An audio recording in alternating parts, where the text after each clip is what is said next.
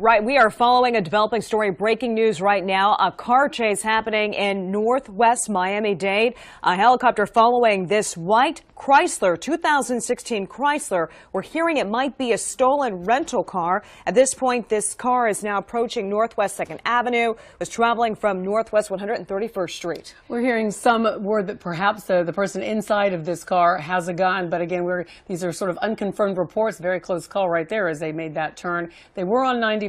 They were also on the turnpike, this person in this car earlier, and now we're just getting our chopper up there and following them as they very high-speed chase here through parts of North Miami-Dade County. Yeah, we're hearing the chase started roughly 10 minutes ago, and you can just see how erratic that driver is going. Just went straight through. It looks like those barriers, and it looks like as well some barricades that were up. Is this near Sun Life Stadium? It is. They are saying it is the parking lot there of the Dolphin Stadium right now as he's pulling out now into traffic, he or she, but we understand it was a male behind the wheel of this car. It is a rental car, we are told. Perhaps this person had a gun earlier in the day, perhaps threatened somebody. These are still information just coming into our newsroom. We're sort of stuck in traffic right now. And this area is really congested. This is now the city of Miami Gardens, and it looks like he is driving into what appears to be just a parking lot, some kind of shopping district, and just swerving in and out of traffic. You know, Kristen, whenever we covered these chases, they're a little crazy, obviously, especially during the lunch hour period where there can be a lot of heavy traffic. And the concern here is that this driver seems to not care as it's swerving in and out of traffic at a high rate of speed. Clearly, residential area where those speeds are should be at about 30 miles per hour, zooming by much faster. Yeah, it's very hard for us, as you can imagine, to tell exactly what roads we're talking about, but we do know this is in the area of Dolphin Stadium, and this person was in the parking lot of Dolphin Stadium for a short time. Miami Gardens is the city we're talking about, now on a road that is pretty free of cars, which is certainly a good thing since this person is in a neighborhood driving erratically. Of course, it's summertime, and kids are not going to be in school. They're going to be out and about, and so this is definitely a very frightening situation.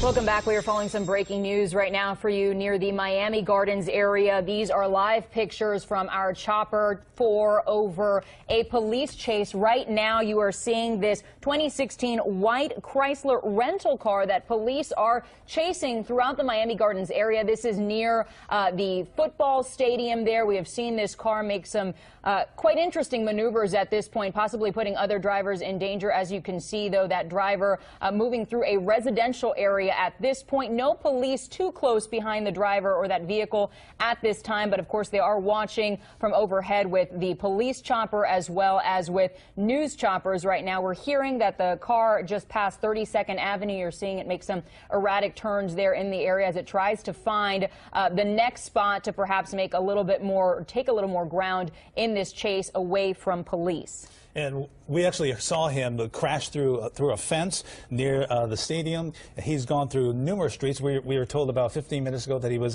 headed on I-95 originally near 79th. He got off at at 125th, turned around, got back on I-95, headed north, took the turnpike. From the turnpike, he continued to make his way towards the stadium, and then we are looking at him now in the Miami Gardens area. At this point, what we're hearing as far as how this chase started, we're hoping to get some more details from law enforcement at this point. What we're hearing that this person possibly made some threats on a bus, armed threats on a transit bus somewhere in Miami-Dade County. Again, the vehicle we are following is a 2016 white Chrysler vehicle that we understand is a rental car. Not exactly sure how this person obtained this rental car, whether it was taken from the rental facility or from someone else who had rented that car. Of course, we're hoping to get that information to you as quickly as possible. But again, this is in the Miami Gardens area near the stadium. At last check, this was near 32nd Avenue and 207th Street. You could see the car losing control in some spots as it tries to make some very quick turns, driving over some grass of some nearby lawns. lines. If you know anyone who lives in this area at this time or who frequents this area, it is around lunchtime on this Monday afternoon. Be sure to tell them, get them on the phone, let them know what's going on in the area so they could potentially steer clear, stay off the roads until police have the situation under control.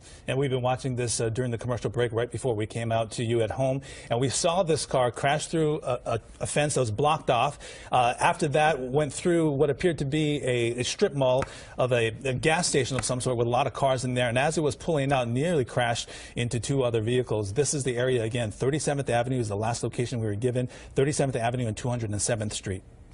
And as you can tell from this video, there are many houses in this area. Seems like a residential area. We're hearing that he's coming up, or the driver's coming up on a dead end. That doesn't seem to stop the person behind the wheel at this point, driving on the grass. Now looking like driving over a sidewalk, trying to evade authorities. But even with the wider shots we've been able to show you, we don't see any police on the tail of that vehicle. At this point, of course, law enforcement does have air support. There is an officer right there. Looks like that officer is going to try to turn around to continue to pursue this person. You could see Miami-Dade police air support, I believe, the chopper there, keeping a close eye on this vehicle in order to give law enforcement on the ground a better idea of where this person is and where they are going, although it seems very hard to predict this person's movements as they're driving very erratically throughout these very residential streets. Now, it seems to be on a larger stretch of roadway here.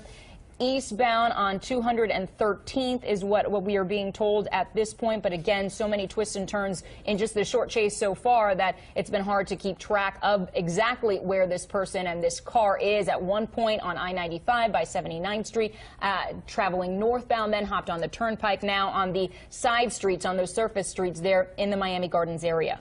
And if you're just joining us, we are watching a high-speed chase involving a 2016 white Chrysler. We're told that this is a rental car and that the drivers, the person in the car, made some threats with a gun to a transit bus. So again, we've been following this over the last 15 minutes or so. This starting off on I-95, heading northbound near the 79th Street.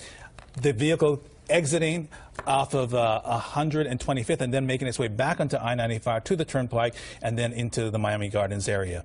Now that the driver appears to be on a longer stretch of road there, uninterrupted by other vehicles except for that van there you see, it was able to travel just a bit faster, slowing down a bit to make that turn at this point. But of course, police using quite a bit of caution, keeping their distance from what we can see based on our Chopper 4 imagery here over Miami Gardens as this car speeds through some of these one-way, or rather one lane in each direction streets throughout this area. You see several homes. They've also driven through some businesses at one point earlier in this chase. As Walter has mentioned, the car drove through a fence. All of this happening near the stadium where the Miami Dolphins play football. The team obviously not there today, so not much in the way of traffic in that area. Just your usual Monday morning or Monday afternoon commuters, specifically perhaps the lunch rush on 27th Avenue. Quite a bit of businesses there, so no doubt plenty of people in that area who should be on alert for what is happening right now. If you know anyone who lives or works in the area, be sure to give them a heads up in case they're not able to be by a TV right now.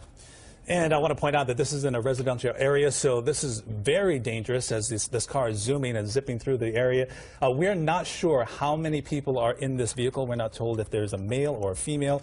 How many, again, are in this car? And what's really also something that you may have noticed if you've been watching, that we haven't seen police following this car except for one car as this vehicle was whipping through an area. We saw one police car, but it appears that the police are staying far away from this vehicle, and as long as the chopper is up over the air, they're going to be able to locate and follow him very closely. And just to give you the latest on the position, according to our producers who are keeping a very close eye on this situation at our assignment desk as well, we are being told that the last known position in 32nd Avenue and 207th Street westbound, but of course so many twists and turns so far, it's hard to keep an exact positioning on exactly where this driver is, other than to say in the Miami Gardens area near several homes. You could see all those driveways that this person, the driver, very little regard for, driving up on sidewalks, on the swales, on the grass there, just basically trying to outmaneuver the authorities. And at this point, able to do so because those authorities, those police officers, nowhere in sight. It's 12:30 right now on Monday afternoon, and we do want to let our viewers who are just tuning in know that your normal programming is not on right now because we are maintaining our coverage of this breaking situation here out of Miami Gardens, where police are chasing this 2016 white Chrysler vehicle that we understand is a rental vehicle. From what we know right now, according to law enforcement, what they've been able to tell us here at CBS4 is that the person driving this vehicle or someone in this vehicle somehow threatened someone on a bus with a gun. So we are trying to get more clarification of exactly when that happened, where that happened, whether anyone was hurt in that situation, and of course how this person went from a transit bus to being inside of this rental vehicle. Now, the last location that we got is that he was heading east on 207th, but it looks like he might be just going around the blocks, you know, over maybe a 3 or 4 block area. We did see just recently 2 police cars heading in the opposite direction as this vehicle was whipping past. We are following a high-speed chase right now. This is a 2016 white Chrysler, and we are told that this is a rental car. So police not able to track down a license plate as to who this vehicle may be belonging to because, as I said, it's a rental car. We were able to see one cop car. It appears that there's another cop car there as well, but the driver of that Chrysler was able to outmaneuver that police vehicle once again, driving over the grass to simply get away. The street not totally blocked, so he did have a passageway of escape through that area. Again, for those of you just tuning in for our typical programming, we will maintain our coverage here from Chopper 4 of this breaking situation out of Miami Gardens, where police continue to chase this vehicle. It looks like the car is getting closer to more of a major intersection right now, going against traffic to try to get to the lane that he wants to, or he or she. We're not sure exactly who exactly is behind the wheel at this point, but now on a much more open stretch of roadway, not in specifically that residential area any longer, but of course this car has made many, many turns so far. Very hard to keep track of exactly where this person is going next. Once again, another turn there. I'm hearing it's a 207th and 37th Avenue, a bit of a curve to the road there. The vehicles in front of that car not stopping, the driver not slowing that person down in any way. Again, not able to see any law enforcement too close by. There have been some positioned at certain areas, but the car has been able to just zoom right past them. And if you were just tuning in, we've been following this now for approximately about 15 minutes. This started near 79th. We are told this vehicle headed onto I-95. Continued northbound and got off I-95 at 125th, made its way somehow back onto the same entrance at 125th to the turnpike near the stadium, crashed through a fence that was blocked off with barriers. After it slammed through that fence, it made its way through a strip mall, what appeared to be a gas station, and maneuvered its way in and around a couple of vehicles, almost crashing into both of them before making its way through this residential area that we were watching for the last 10 minutes.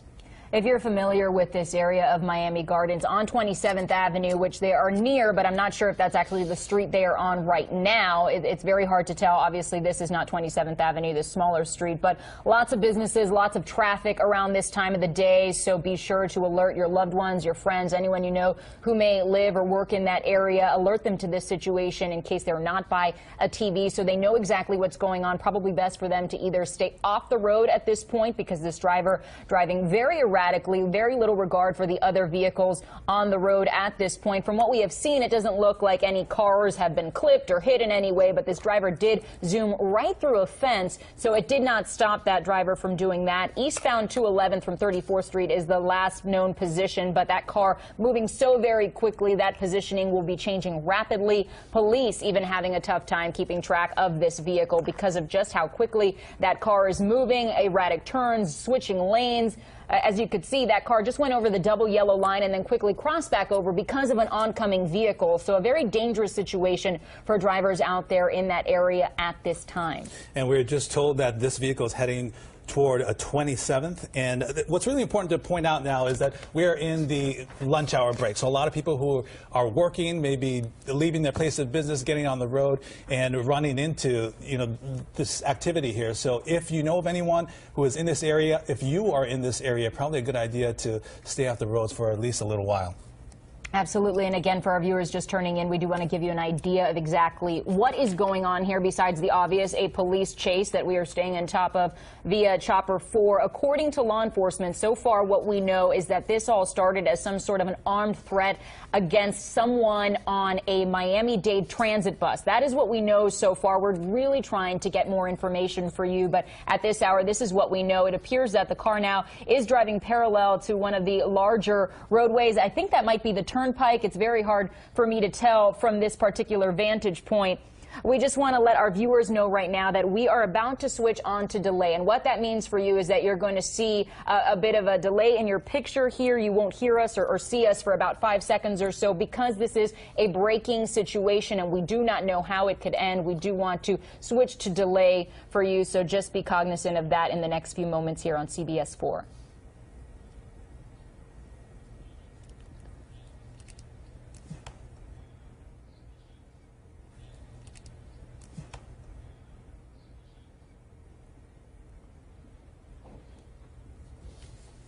Okay, and that delay is now over, and you're watching a high-speed chase. If you're just joining us, this high-speed chase taking place roughly about 30 minutes ago. We are following a 2016 white Chrysler. We are told is a rental car. We do not know how many people are in there, male, female, and we are told that they're approaching the County Line Road. And we are told that the person in this vehicle, or people in this vehicle, have made threats with a gun to a transit bus. And you can see the car not able to stay on the road because there are cars blocking the way, so it decided just to make its way onto the grass, onto the shoulder. And the car is now approaching Northwest 2nd Avenue and County Line. And if you're not familiar, again, with that area, County Line Road, as it says, is the dividing line between Miami-Dade and Broward County. That car very close to just nicking another car there on the road, made a quick turn, now traveling southbound on Northwest 2nd near County Line Road. Again, for people who live in or travel through this area who might not be watching, please go ahead and call those friends and loved ones who you know who might be in that area to alert them of the situation so they can take the proper precautions and hopefully steer clear of this area. Now that car going northbound on 441 at a high rate of speed. Again, throughout the last 15 minutes or so that we have been watching this chase, we haven't actually seen any police cars close on the tail. It looks like that might be one right there. It's very hard to tell from our vantage point. It looked like there was some sort of decal on the siding, several police cars there. We are going to zoom out just a little bit. Chopper 4 having an issue keeping track of exactly where this car is.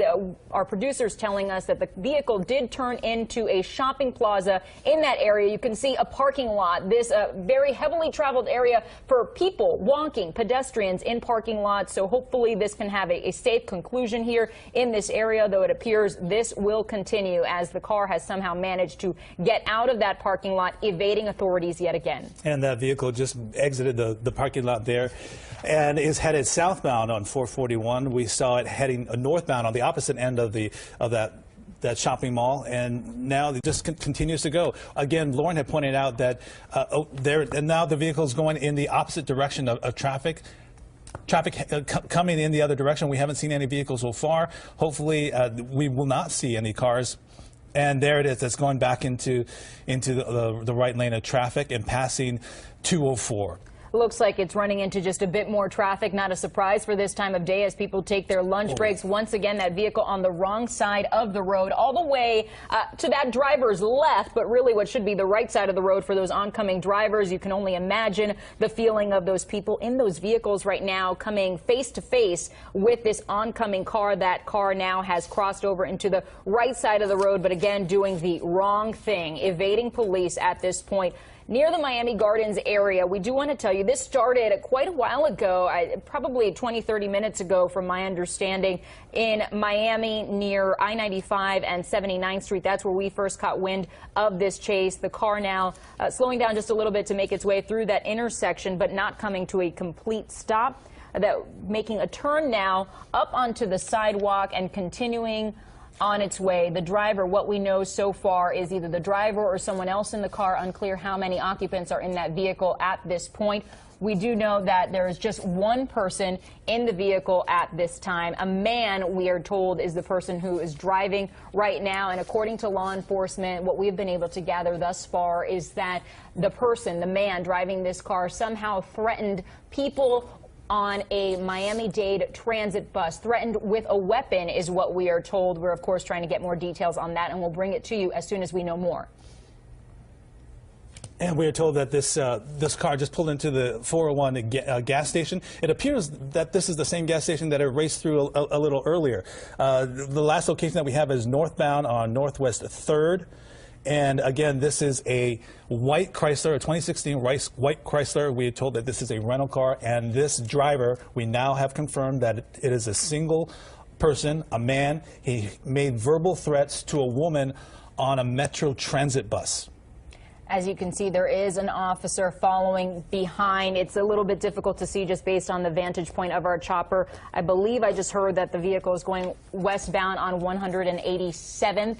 Law enforcement close behind, but not too close, because again, this is a very dangerous situation for law enforcement as well as the other drivers on the road right now. It appears that vehicle back into another residential area in the area of Miami Gardens. So slow going at some spots, but that car, once it gets into those wider lanes of traffic with a little bit more give, it does start to go quite a bit faster, making this chase even more difficult for police. If you're just now tuning in to CBS 4 News, this obviously not the programming you're expecting to see at this time of day. We will stay on top of this breaking situation, a police chase. That vehicle was just on Miami Gardens Drive and now just made another turn and yet another turn. It looks like going back into some sort of a shopping center, perhaps a gas station or a bank or maybe a Walgreens parking lot is what I'm hearing, driving just past the pharmacy spot there. Unfortunately, our Chopper 4 picture, we are having an issue at this point, so we weren't able to see exactly what he was doing for the last few seconds there, but now that vehicle is back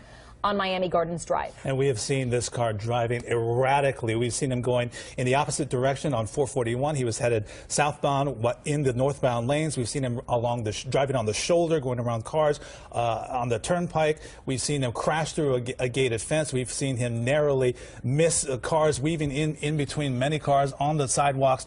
Lauren, this has been incredibly dangerous. A lot of the police vehicles that we've seen, maybe about 5 or 6 total, have been keeping their distance, but the police chopper is following them very closely, as is our chopper, to bring us these pictures. Another car right now banging right there into a police car that looks like a Miami Gardens police SUV, and now that person, the driver, has exited the vehicle, seeming to surrender himself to police. He is face down on the ground, arms extended in front of him now, putting his arms behind his back. Law enforcement staying on top of this situation. Multiple police officers right now. Our producer giving us a location. We're hearing it is 183rd and 4th in Miami Gardens. Police able to take this person into custody. Once again, if you are just tuning in, here is a recap of what just transpired in the Miami Gardens area, beginning near Miami on I-95 and 79th Street. That's where we first picked up what turned into a chase up 95, then onto the turnpike, off of the highways and onto the surface streets in Miami Gardens. This vehicle, Chrysler 2016 vehicle, a rental car. Somehow this man ended up inside that vehicle after verbally threatening a woman on a Metro transit bus. This information coming to us from Miami-Dade Police. Thankfully, Miami-Dade Police, as well as Miami Gardens PD and all the agencies involved in this situation, were able to bring it to a safe conclusion here in Miami Gardens. And again, the wrap up here is at 183rd and 4th in Miami Gardens. All right. We'll have much more on this, of course, on CBS 4 News at 5 and 6 later today.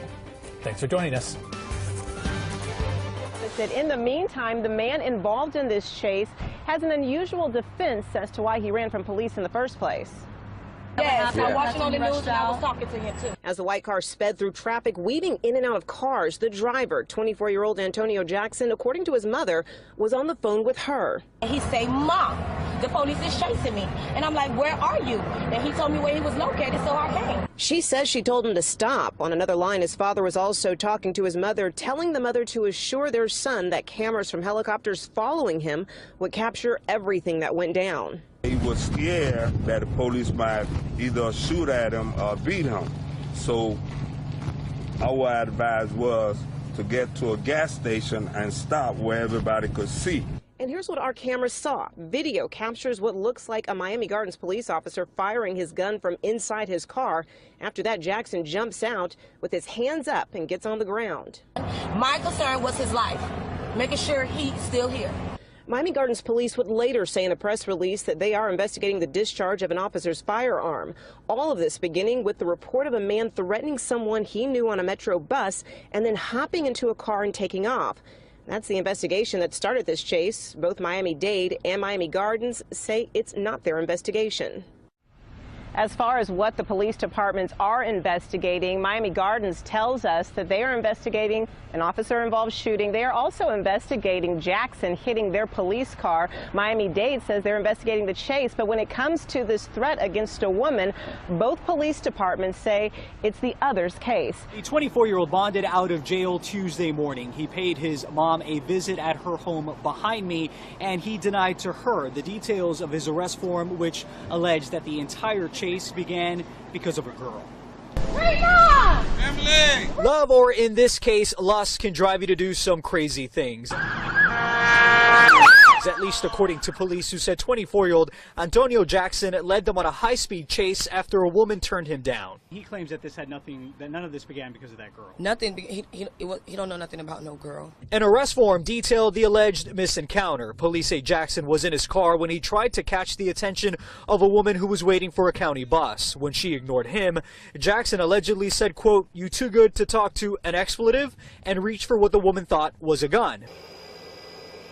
Now, why Jackson decided to lead police on a chase that took him through a barricade at Dolphin Stadium depends on who you ask. They scared him because it was too many and they was pointing the guns, so he drove off. That's why he caught me. And he was like, "Mom, the police chasing me." Jackson's mother said he was on the phone with her as he weaved in and out of traffic, narrowly missing cars. At one point, he drove on the wrong side of a street and raced through a park. The chase came to an end near his mother's home when Jackson crashed into a Miami Gardens police officer who opened fire through the front windshield. How close did he get to where you were during all of this? Around the corner, right there. Oh, right around the I was corner. right there. When he called, he kept calling me. Do you wish maybe things had been done differently on both sides? Yes, on both sides. I wish he would have, I'm not saying, condoning him and fleeing, but what he's to do when he's scared. Jackson is facing several charges, including reckless driving, fleeing from police, and driving on a suspended license. Reporting in Miami Gardens, I'm Carlos Suarez, Local 10 News. And now to the latest on that wild police chase through Miami Gardens area you saw right here on 7 News at noon. We've heard from the driver's family, and we're now hearing from the driver himself. 7's Jessica Hawley is standing by live with the exclusive. Jessica? That's right. Today he's telling us why he ran from police. The whole chase played out on television. 7 Skyforce HD overhead for the whole thing. Let's go to video. Police were chasing Antonio Jackson. He's 24 years old. Police say they were trying to stop Jackson related to a report of a man waving a gun at someone on a Metro bus earlier in the day. Jackson tells 7 News initially he stopped, and then he took off after he saw guns pointed at him. He says he was scared he was going to be shot and wanted to get closer to home before stopping. The chase lasted about 20 minutes and came to a crashing end into a police SUV, and then a Miami Gardens police officer fired into the car, missing Jackson. Jackson tells 7 News he ran out of fear, and he says he didn't intentionally crash into that police SUV. Right here where I crashed into the officer car, at that moment when I was turning the corner like to trying to make it to my block, when I seen the officer, he had his gun pointed at me. That's what made me duck and flew inside the officer cruiser, and then the shot went off. And that's when I definitely just got to the floor, and at that point I was just like shook. Jackson says he did not have a weapon on him, but he was driving with a suspended license. Charges against him include assault. All right, we're going now live to a CHP pursuit. This is happening in Long Beach. Let's go up top. Mark Cono and Sky 5. Mark. Hey, Chris. Yeah, that's right. Good morning, everyone. Mark Kono live in Sky 5 HD following a CHP pursuit of what is believed to be a failure to yield. In fact, this pursuit has been going on for the better part of 20 minutes at this point. We first heard this from Sky 5 HD at the 405 and the 710 freeway, and now this person has made his way over towards Surface Streets, coming through the downtown Long Beach, kind of near the Long Beach, the Aquarium of the Pacific, over towards the 710 freeway here. There are at least 3 to 4 units of the CHP in trail of this person here. We're not sure what the initial want was, why they tried to pull him over, but there was a failure to yield and the pursuit was on. This pursuit has not been necessarily traveling at high rates of speed, although you can see that the CHP appears to be moving at a fairly brisk pace here. On Surface Street, we're talking about anywhere from the low side, 20 to 35 miles per hour up towards 50 to 60. Now we're just coming up off of Ocean Avenue here, kind of northbound on that Surface Street here, paralleling the 710 freeway, where he will indeed have an opportunity to jump on the freeway should he decide to do so here. But this, again, has been on Surface Streets here in Long Beach for the better part of 20 minutes. Initially heard on the 710 freeway near the 405 about 20 minutes ago, where he exited the freeway and made essentially a tour around Long Beach, made his way over towards 2nd Street, over towards Ocean Avenue, and now parallel the 710 freeway. Again, he will have an opportunity to get on that 710 freeway northbound, not in fact too far from where we initially heard the pursuit, where the failure to yield took place near the 710 and the 405 freeway here. This red Saturn, not sure how many people are inside the vehicle. We understand that.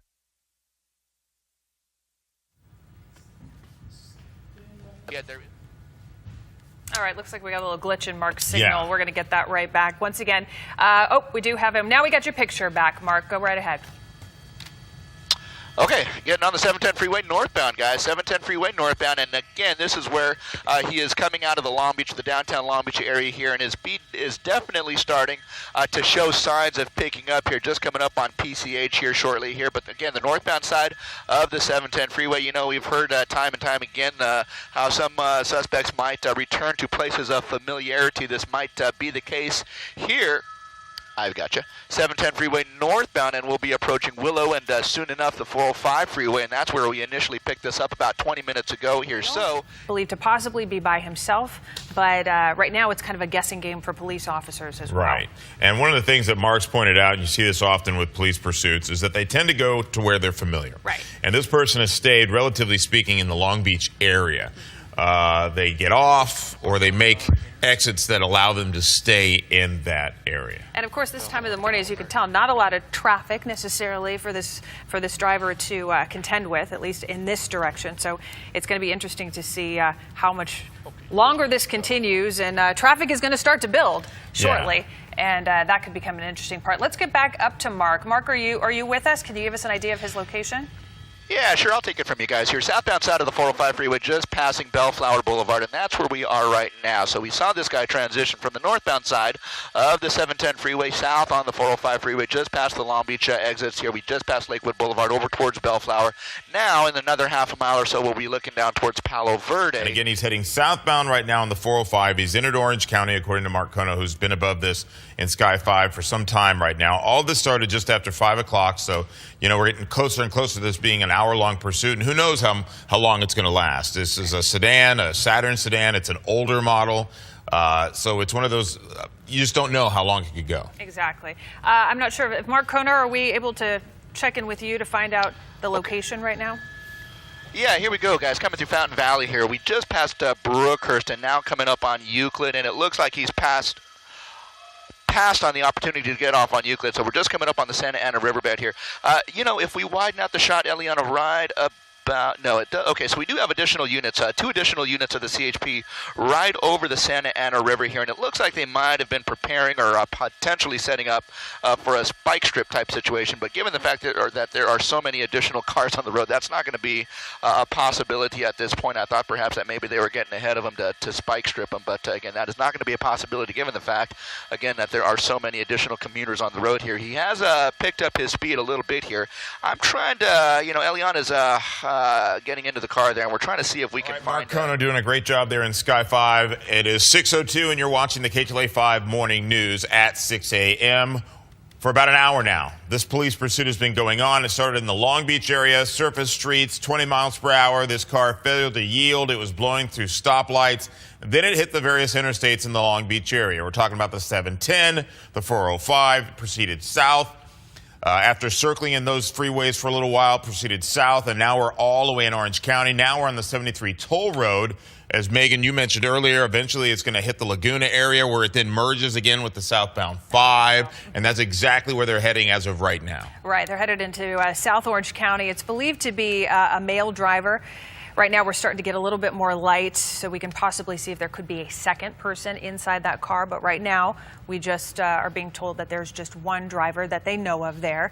Again, failure to yield about 5 a.m. this morning. This was in the Long Beach areas where it all started, and this guy just kept on going, failed to yield, and it's been going ever since. Speeds reaching probably the highest about 70 miles per hour.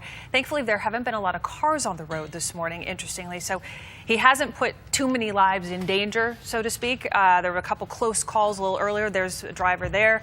But all in all, some pretty light traffic, which has worked to CHP's advantage. Yeah, and when you say close calls, they were very close calls. It wasn't like what we just see here, where he's just passing cars at a high rate of speed. We're talking about like near misses, almost collisions, and very fortunate that someone hasn't been hurt so far. And of course, that's what police want to avoid. One of the things that Marcono's been following is, with the lack of other automobiles on the road, is there an opportunity for the CHP to spike strip the guy, where they put down the spikes, puncture his tires, deflate them, makes them a lot easier to catch? And so far, like, is he on the 5 freeway now, or is he still on the 7? What's a good question? Let's ask Marcono. Yeah. Hey there, Chris and Megan. Yeah, good morning again. You were just talking about, Chris, the opportunity for them to spike strip the guy, and they just tried to spike him about a mile back here on the 73 over at Aliso Creek Road. We pulled out to a wider shot to show you the CHP movement there, but they missed him with the spike strip, so that actually has prompted this guy to speed up. Now we're talking about speeds in excess of 85 miles per hour here.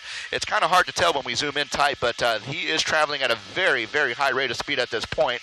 We'll be coming up to the 5 in a matter of another half a mile or so. So this is becoming a very heated and a very energetic pursuit, perhaps, if you want to describe it in that way here. The southbound side of the 73 freeway will be coming up on the 5 here. In fact, he's just coming up on the transition to the 5 here shortly. He's passing up slower moving traffic, and so you can see how the pace of this pursuit has picked up dramatically here. Southbound side of the 73 freeway over towards the 5. He'll be entering the 5 freeway here, and that was perhaps another opportunity to spike him, but that has not taken place. He is moving at a very high rate of speed at this point. Again, they were just talking about 85 miles per hour. He'll be coming up on the bottom of that transition road, and when he does, he'll be fast moving along the 5 freeway southbound, just coming out of say the Mission Viejo area.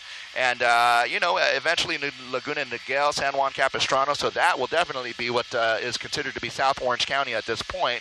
But look at that. The pace of this pursuit has certainly picked up since the Aliso Creek off-ramp where they tried to spike him. My guess is that he actually saw that, and that kind of perked him up a little bit here, and now the pursuit is really kind of taken a turn, towards the higher speeds here. Again, 85 miles per hour. He is definitely moving in and out of traffic. You can see he's moving through slower moving traffic, and we'll be coming up on San Juan Capistrano here shortly, over towards San Clemente, and this is going to be considered the south part of Orange County here. A very high very fast moving CHP pursuit coming through Orange County at this point. Guys? Yeah, now you can see as he's on the 5 freeway, traffic is starting to build, which is going to make this a lot more difficult for CHP officers as they continue to pursue him. Once again, as Mark mentioned, his speeds have now increased. He's now going about 85 miles per hour. He stayed pretty much up until this point until about 55, 65 miles per hour. But now things are starting to get more dangerous, and you can see traffic building for sure southbound on the 5 freeway. And you know what's interesting about this is we're talking about it's a red or maroon Saturn sedan, and what's interesting about it is this sedan, it's the S series. Last year it was made was 2002, so you're talking about an older model car. Right. You know, as officers try to spike strip it, it's not going to hold up well, is the bottom line. Right. So it's going to be interesting to see how they decide to bring this to an end, because as we just saw earlier and heard from Marcono, they attempted to spike the guy, And that has prompted him, as you're seeing on your screen right now, he has accelerated greatly. Absolutely. He was hovering around the speed limit earlier, apparently, because he was just, passing cars kind of barely. Now he's flying by everybody. Yeah, and again, once again, he's probably now in the San Juan Capistrano area, going to be headed into San Clemente. Then there's Oceanside, and then he starts kind of getting into San Diego County at that point. Let's go up to Mark and see where he is now at this point. Mark, do we have an idea of his location? Okay, thank you. I appreciate it, Duke. Okay, thanks. Hey guys, sorry about that. Coming through San Juan Cap at this point here. We just passed Sarah, J Sarah, and southbound on the 405. Sorry, southbound on the 5 freeway is where we are at here now. We're just going to be coming up on the 1 Camino Las Ramblas over towards Coast Highway here. And again, this guy is traveling, well, you're looking at it there, at a very high rate of speed. He's passing up slower moving traffic on that southbound side of the 5 freeway here. So we're just asking the Duke ship, the Orange County helicopter, Sheriff's helicopter, what the original want was, and they have not been transferred that information from the CHP at this point. But again, it looks like it was some sort of a reckless driving, maybe type of infraction that first caught the eye of the CHP as they tried to pull this person over again. A failure to yield. This car, we understand, is registered out of Bellflower, so that puts it up in the LA County area, not too far from where we initially heard that pursuit kick off near the 710 and the 405 freeway. Of course, now we are in deep Orange County here, passing San Juan Capistrano. We'll be in the San Clemente area in a matter of a couple of miles here, but look at this. Whoa, okay. Wow, kind of moving through some slower moving traffic there, and again, he is kind of swerving in and out, avoiding traffic here. A couple of near misses that we've actually seen. But here's a good look. Here's a good look at the front windshield here. No passenger. It looks like just the driver at this point. And so that kind of narrows down the amount of people that are in the vehicle that we can see. So there you go. Just one driver that we can tell here. There's the CHP. They're moving pretty briskly on the southbound side of the 405 freeway here in the number 2 lane, guys. Let me hand it back to you for just a second. I've got a question for the Duke No, that's ship. okay. Once again, he's on the 5 freeway right now, headed through the San Juan Capistrano area, going to be heading into the San Clemente area. After that, going to be headed into the Oceanside area. Really high rates of speed at this point. He was kind of maintaining the speed limit up until this point, and then I'd say about 10-15 minutes ago we started going about 85, and that's where traffic is also starting to build and really making this dangerous. Yeah, that San Clemente corridor, as people are, for a while there, it's obvious, there wasn't a whole lot of commuter traffic, but as we get toward the San Clemente area and people are heading south towards San Diego, you're going to run into some of that commute traffic. And as you talked about, the different spots after San Clemente, of course, he's going to get into an area that Camp Pendleton corridor, there's not a lot of places you can go. There's like one rest area. So he's going to be on a good 20-mile stretch where he can't do anything but go. And there's going to be points where the traffic is going to get pretty congested. Absolutely. And Mark mentioned a little bit earlier, officers have been trying to get ahead of him for quite some time. They laid out some spike strips probably about 20 minutes ago. And unfortunately, he missed those strips, so that wasn't successful for them. So they're just continuing to follow him, hoping he's going to slow down, hoping he's going to eventually run out of gas or something. At this point, let's go ahead and go back up to Mark Kono, get an idea of his location. Have we gotten through San Clemente yet, Mark? No, not quite yet, Megan. We just came out of the San Juan Cap area here, now coming into San Clemente, southbound side of the 5 here. We're coordinating with the base down there, the Camp Pendleton base, to try and get through their airspace unrestricted here. So again, southbound side of the 5, just coming through the San Clemente area here. Again, moving at a fairly high clip. Hang on just a moment. All right, and as Mark does... Thank you, Duke. Okay, guys, we're ready. Okay, go ahead. Okay, guys, just coming through San Clemente here, southbound side of the 5 freeway here. In fact, we're just passing on the southbound, the south of San Clemente High School, just to give you an idea here.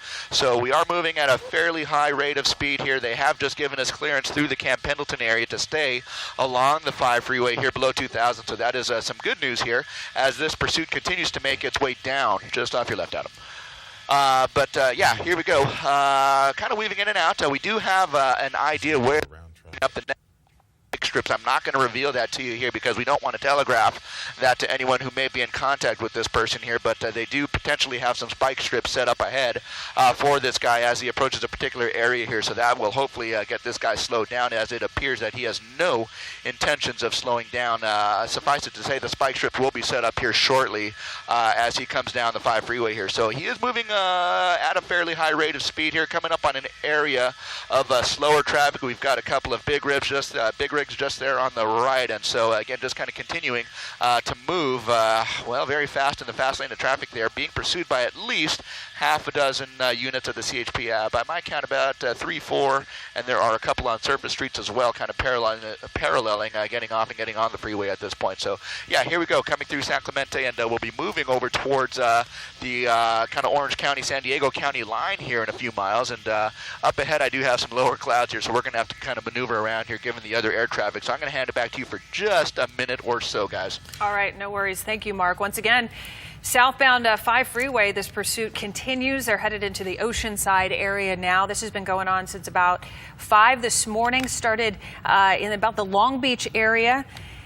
This suspect, originally, police were attempting to pull him over for failure to yield, reckless driving. He's slowing. He's starting to slow down because traffic is starting to slow as well. A lot more traffic is building in this area. Well, Mark also alluded to something earlier that he didn't want to tip off the driver to. I'm wondering if it's something along that lines too. This is fascinating because this is what we talked about. The farther south that he goes, the more he's going to actually run into commuter traffic for San Diego. Right. And it looks like he's hitting it right now. Yeah, once again, southbound 5 freeway is where he is. It looks like he may possibly try to exit at this point. Mark, can you hear us and give us an idea of where he is? I think they're in the San Onofre area. Okay. Yeah, stay along the shoreline. I'm at 1,000. I've got Duke in sight.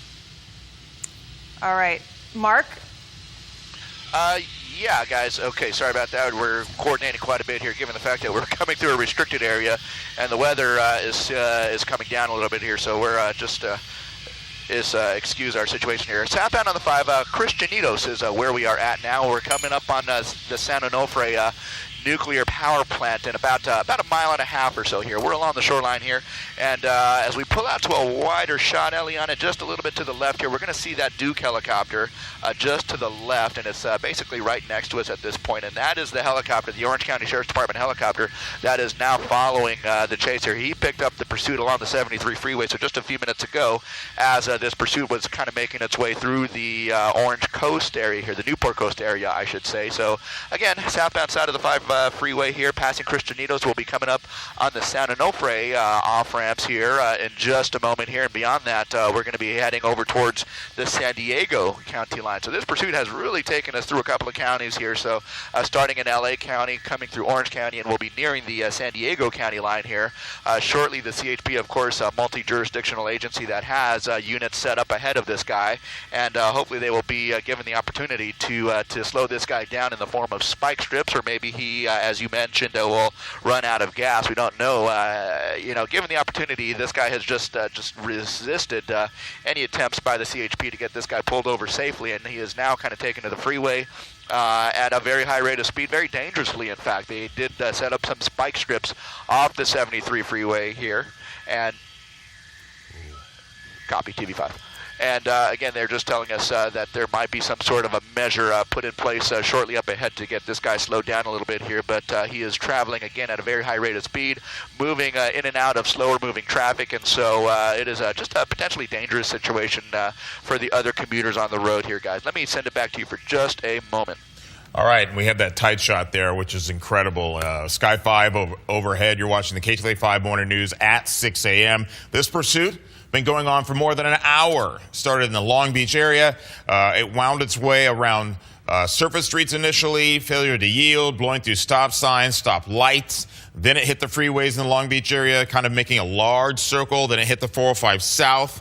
That went on for a while. Then it went to the 73. 73 went all the way through Laguna and then back onto the 5. And that's what you're seeing right now. It's all the way into the, if you want to just get an idea, it's past San Onofre Nuclear Power Plant. And, of course, you're getting into the Camp Pendleton area now. Right.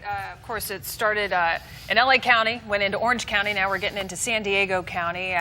As Chris mentioned, going on since about 5 a.m. this morning. And this guy, he's dangerous. He's been going speeds topping about 85 miles per hour.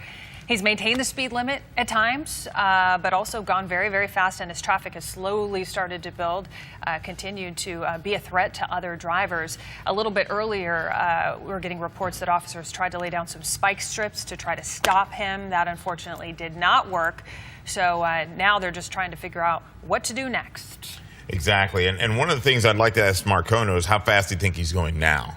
Because he's passing people that are probably going 65, 70 miles an hour. Is this guy doing 80, 85, 90 now? Right. Is he trying to top 100? And that car is more than 15 years old. And he keeps using his blinkers. Yeah. Did you notice that? Well, and hazard lights, which is, yeah. and that car, the last model year for that Saturn S sedan was 2002. Right. So the car is at least 15, going on 15 years old. Yeah, Mark Kono, are you able to talk to us, give us an idea of his location at this point? I'm guessing he's got to be coming close to Oceanside if he's not there already. Mark. Yeah, he is basically coming through the Camp Pendleton area here, continuing southbound on the 5 freeway. You guys... Okay, we've been losing his signal because he's been following him for so long now. Didn't work. Let's go back to Mark. Yeah, guys, coming through the Camp Pendleton area here, southbound on the 5. You guys were asking about speeds in excess of 90 miles an hour at times, and that is in stark contrast to what we were seeing when we first picked up the pursuit coming through the Long Beach area, where he was, kind of going a little bit on the slower side of things here, but things are definitely picking up a brisk rate of speed there. You see him passing up cars and cars that are moving at freeway speed. So that right there will tell you that in excess of 80, 85, but we have heard as much as 90 miles an hour on this southbound side of the 5 freeway. Again, coming through the Camp Pendleton area. Yes, Megan, you alluded to the fact that he might be coming through the Oceanside area, and that is going to be happening over the course of the next few miles here. So Oceanside, of course, Carlsbad, if he continues on the southbound side of the 5 freeway here. But again, we are moving at a very high rate of speed, so given that fact, we should know what his direction is over the course of the next several minutes here. To this point, he has been on the 405 freeway, the 5 freeway south, out of the Long Beach area here, crossing into 3 different counties as he makes his way, trying to get away from the CHP. From the initial want, we understood that it might have been some sort of a reckless moving violation of some sort, and the CHP promptly tried to get this guy to pull over, but there was a failure to yield. He basically resisted, and the chase was on. And here we go, continuing over an hour later, so passing through nearly 3 counties at this point. The southbound side of the 5, this guy is moving. Again, look at that, moving at a rate that is briskly passing some slower traffic there. So again, 80 to 90 miles an hour is fair to say. Again, as we move in towards the San Diego area here, there is one law enforcement helicopter overhead, and that is going to be the Orange County Sheriff's Department Duke helicopter, and they have been communicating with us as well as with the Camp Pendleton authorities here, letting them know that we are coming through the area here through their base. And so again, yeah, there we go, southbound on the 5 freeway here as we exit the Camp Pendleton area over the next few miles here. This is a stretch of open road here where it is not too heavily traveled at this early morning hour here. You do see there are additional commuters there, but again, given the fact that we're coming into San Diego here shortly, not too much in the way of traffic on that southbound 5. So again, this is going to be that open stretch of roadway here through Camp Pendleton with the beach on the right and the base on the left here, and we have a lot of activities here, military activities that take place on this particular stretch of Camp Pendleton here. But once we exit the Camp Pendleton area here, we'll be heading in towards Oceanside, and we will see where this guy ends up. And again, look at this guy. He just showing no signs of slowing down. 5 copies as well, thank you. And showing no signs of giving up at this point, just resisting all attempts by the officers for this to end peacefully. But again, just a failure to yield, and this guy just is not giving up. And given the opportunity to do so many times over, he was spike stripped over off the 73 freeway at Aliso Creek, but that spike strip did not get any of his tires, and it was at that point that he began to pick up speed here. So probably a realization that they are going to to forcefully try and get this guy to slow down, and that is what prompted this guy to pick up speeds again here. So again, southbound side of the 5 coming through the Pendleton area, and that will be for the next 2 to 3 miles as he makes his way in towards San Diego. Guys? All right, Mark Kono, thank you very much. He's in Sky 5 right now. We're not gonna break away. We're just gonna allow him to switch signals. The mountains that relay his signal, we need to switch those. So we're cutting away from him only briefly so we can go right back to him. They're approaching the ocean side and the Carlsbad areas. Right. You're gonna see the commuter traffic certainly pick up. Yeah, they're in a long stretch right now, so thankfully not a lot of traffic for him to put drivers at risk. However, as we continue to go into the San Diego area, traffic is going to start building at 6:22 on this Monday morning as a lot of folks head into the San Diego area to start their morning. Mark Kono, we have you back. Where is he now? Yeah, let's real briefly, let's pull out to a wider shot real quick, Elian. And on this side of the freeway here, that is going to be the Pendleton area where they have hovercraft operations. And that is their hovercraft base where they work off the beach here. But that is kind of where we are at, just to give you an idea. We're coming through the Pendleton area and be coming into Oceanside proper here momentarily. Continuing southbound on the 5 freeway here, and that is where we are at. And so that is where we continue to be. Let's see, 123. Okay. Let me just swap frequencies here while I've got you guys here. So, again, coming out of the restricted area through Camp Pendleton, southbound on the 5 freeway here, we are continuing to follow this pursuit. This guy continuing to resist any efforts by the CHP to get this guy to pull over here. But he is being now pursued by several units of the CHP as well as a law enforcement helicopter above from the Orange County Sheriff's Department. And so, look at that, just moving through, weaving in and out of slower moving traffic on that southbound 5. And this is just, what an incredible set of circumstances here. I mean, given the fact that this guy has been on this for nearly an hour and a half at this point, it is just really incredible the way he is just kind of resisting all attempts. I mean, how far does he intend to take this till he runs out of gas? Is he trying to get to the border? Is he trying to get to some different location in San Diego? I mean, we understood this pursuit, or this car, is registered out of the Bellflower area. So again, we're talking about the LA County area where this pursuit initiated, near the 710 and the 405. So this guy has come a long way, and over the course of the hour and a half that we have been following this pursuit, again, various driving infractions that we've seen. Of course, speeding. It looks like he's going to make his way over to the right here, guys. Hang on just a moment here. Is he going to make some kind of an abrupt maneuver to the right? Okay, he's just going to continue south. We're coming through the Oceanside area, just to give you guys a heads up of where we are at now. We're just coming up to the south side of the Oceanside Airport, and so that is going to be, just to give you guys an idea, we're coming into San Diego proper here. But again, just a fast-moving pursuit on the southbound side of the 5. Guys? Yeah, once again, Mark, thank you. Doing an excellent job up there. 6:25 on this Monday. We have been following this high-speed pursuit since about when it started about 5:15 this morning. As Mark mentioned, started at the 405, 710 freeway area in about Long Beach. This guy has not stopped since then. Made a few stops through a few surface streets before getting on the freeway. Went on the 5 freeway. At one point, he was on the 73. We've gone through LA County. We've gone through Orange County. We're heading now into San Diego County. Initially, apparently, police tried to stop him for a failure to yield, a reckless driving, and he's just kept on going ever since. Right, and he's driving a 2000, well, we don't know the exact model year, but they stopped making the S series of Saturn in 2002, and that has a gas capacity of 12.1 gallons. You know, you do the math. If he had a full tank, he'd go for quite a while. We just don't know all of those factors, but he has been going on an hour and a half now at a very high rate of speed. CHP's been behind him the entire time. As we've mentioned, they tried to spike strip him at least one time, unsuccessfully. Now is he getting off? Mark, can you hear us? It looks like he may be exiting here, guys. And just to give you an idea, we are right at Coast Highway off the 5 freeway here. He's going to be coming right up on us here. We are in Oceanside. In fact, I'm hovering over the Oceanside Pier, just to give you an idea here now. The distance from the 5 freeway to the pier is just about half a dozen blocks or so, but it looks like this guy is going to be taken to surface opportunity to stay in the right lane and basically hook around and get back on the northbound side of the freeway here. And it looks like that truck is going to force him into a situation, perhaps. No. Okay, he's not going to be forced onto the freeway there. He's going to go northbound and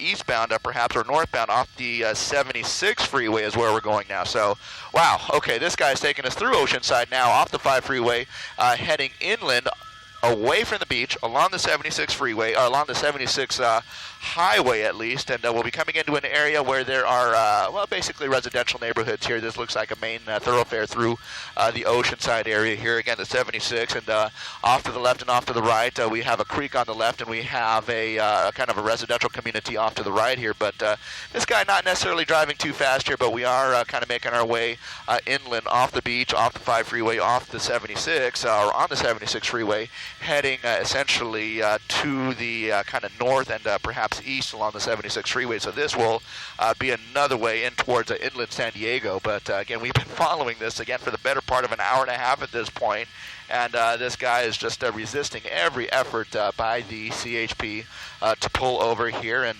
this is just a 2-lane stretch of the 76 freeway here, so if he intends to make any kind of evasive moves here, this could be a potentially dangerous situation, as there are commuters on this freeway here. In fact, he's going to be coming up on an area where there are traffic, where there are vehicles up ahead stopped at a red light, and he's just coming up on that right now. So let's see what he does. Is he going to weave in and out? Is he going to get in the left turn lane?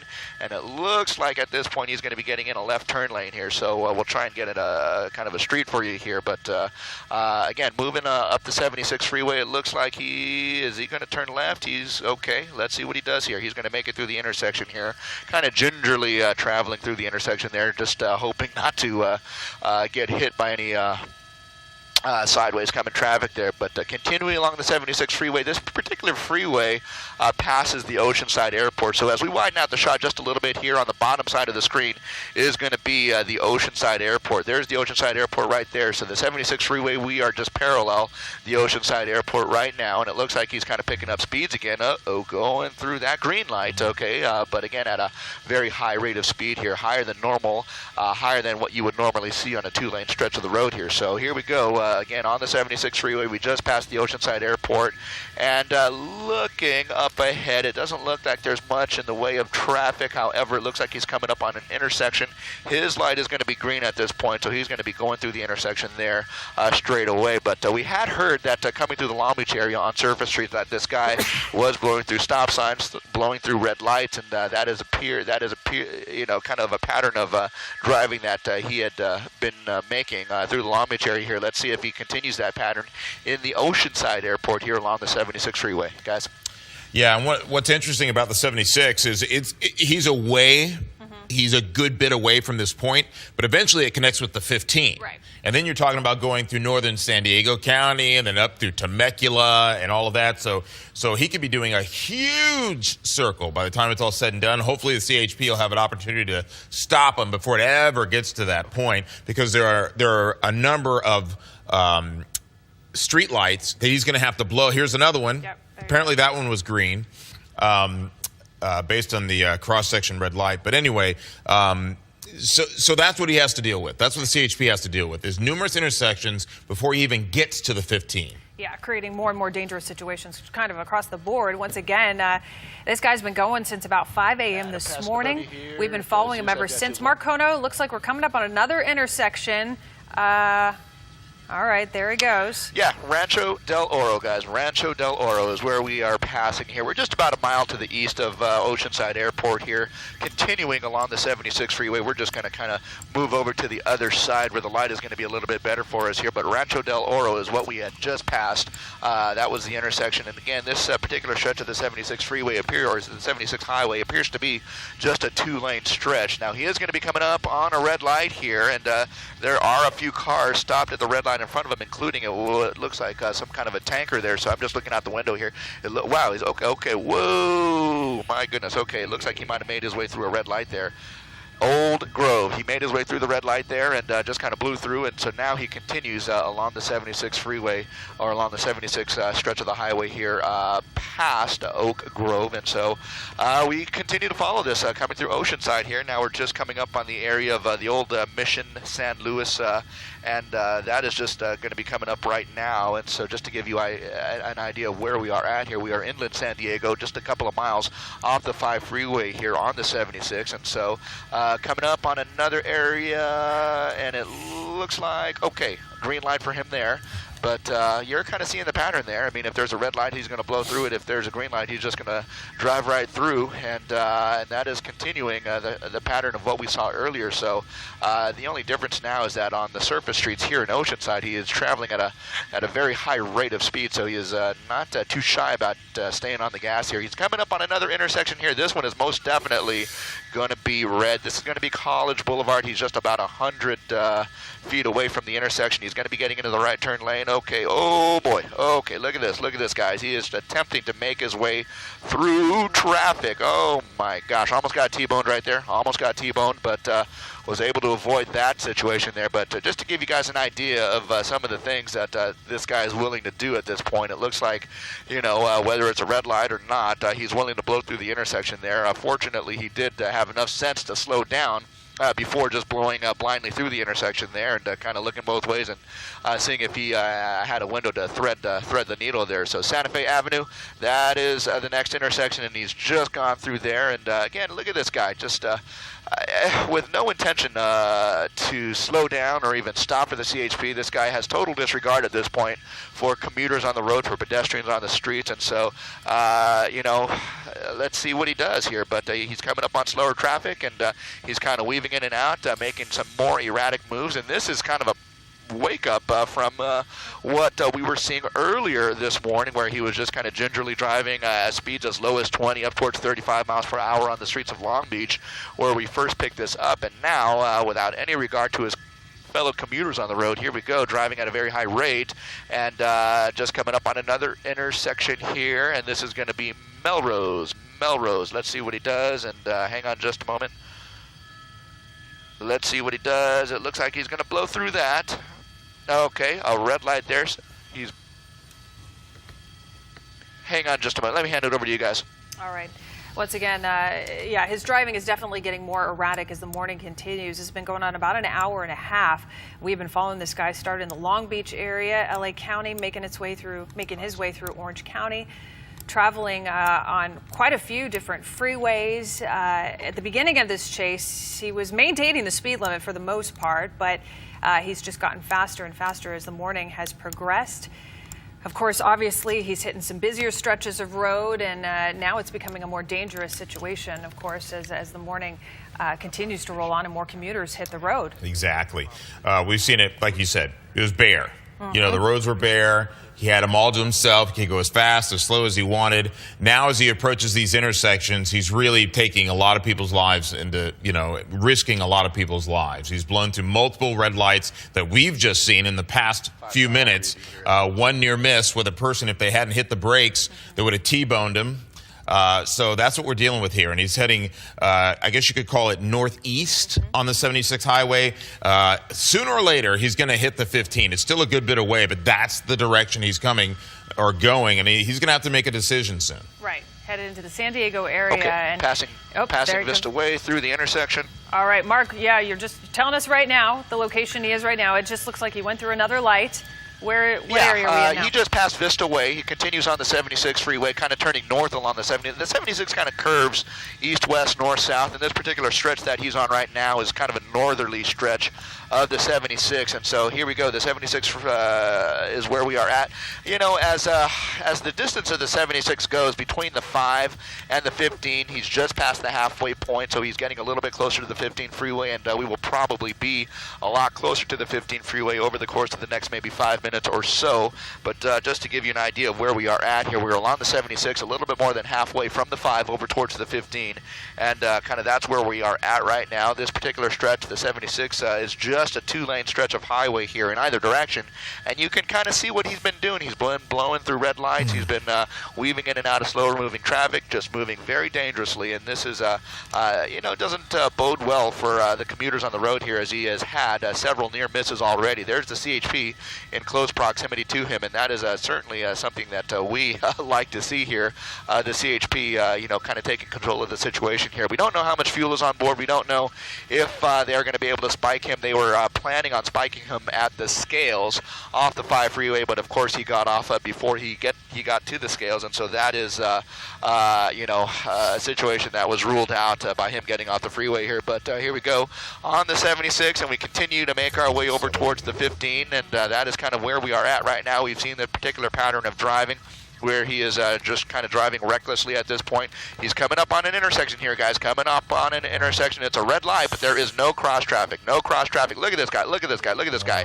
Oh, my gosh. Okay, so full speed through a red light. No cross traffic that I could see, and so that, kind of played in his favor there. But had there been cross traffic, and I'm just looking at the intersection now, there are a whole bundle of cars going that particular direction now, and so he just kind of narrowly missed, being T-boned there. But again, this is kind of the pattern of driving that you've seen, blowing through another red light, coming out of the Oceanside area here along the 76, and we're heading over towards the 15 freeway. He's just past Mission at this point, and so kind of looking ahead, it's kind of that same pattern of traffic that we have seen. A few cars here and there, but nothing too much in the way of traffic. We do have traffic going in the opposite direction as well, coming from the 15 down towards the 5, and so all manner of traffic violations that we are seeing here. Near misses, blowing through red lights, speed violations here, evasion, felony evasion, failure to yield, and so this is turning into quite the book of infractions that this guy is going to be facing once he does get caught here. But time is on the hands of the CHP at this point. They have nothing but time on their side. They can radio ahead and get units up ahead of this guy, and to relieve anyone who has been in this pursuit again ongoing for the better part of an hour and a half, nearly an hour and 45 minutes at this point. But here we go, traveling again on the 76 freeway. Here we'll be coming up on another intersection shortly. It doesn't look like it's a lighted intersection. It looks like it's just kind of a cross traffic type thing here, but again, he's going to be able to continue here. He is coming up on an area where there are a few cars up ahead of him, and they are going to be slower moving at this point as he comes around this kind of right hand sweeper here. He's going to be coming up on a straight, and I see a few cars, maybe a half a dozen cars up ahead. Now, given the fact that this is just a 1-lane stretch, this is converged. This is kind of bottlenecked to a 1-lane stretch of traffic here. So this could pose some problems for him as he kind of makes his way up towards the 15 freeway here. If he stays behind slower moving traffic, and here's a truck right now. Oh God! Now this is okay. He's coming up on a. Oh my gosh! Oh boy. Okay, nearly a head-on collision at this point, and that is what he's going to be facing here, guys, as he comes up on the 15 freeway in about another mile and a half here. This has converged down to a 1-lane stretch of the freeway here, but as dangerous as it is for this guy, as well as for commuters that are going with the flow, as well as people he is encountering as oncoming traffic here, this has just turned into a very dangerous situation. And think about the CHP. What are they going to have to go through to get past some of these slower moving cars just to keep up with this guy? Fortunately, we do have the Duke airship, the Orange County Sheriff's Department airship, and they are still above calling the pursuit. And again, in about another mile or so on the 76 freeway, we'll be coming up on the 15 freeway, and let's see what he decides to do at that point. This guy has really kind of endangered a lot of people here, as we have seen over the course of the past couple of miles here. The 76 freeway will converge, or will cross with the 15 freeway in another looks like half a mile, and we'll kind of see as he snakes through the 76 here. But again, just an extremely dangerous situation here. This having turned into a 1-lane stretch of the freeway here, this has really created some problems for this guy, for commuters around him, as well as law enforcement, the CHP, that are attempting to keep up with him. Guys?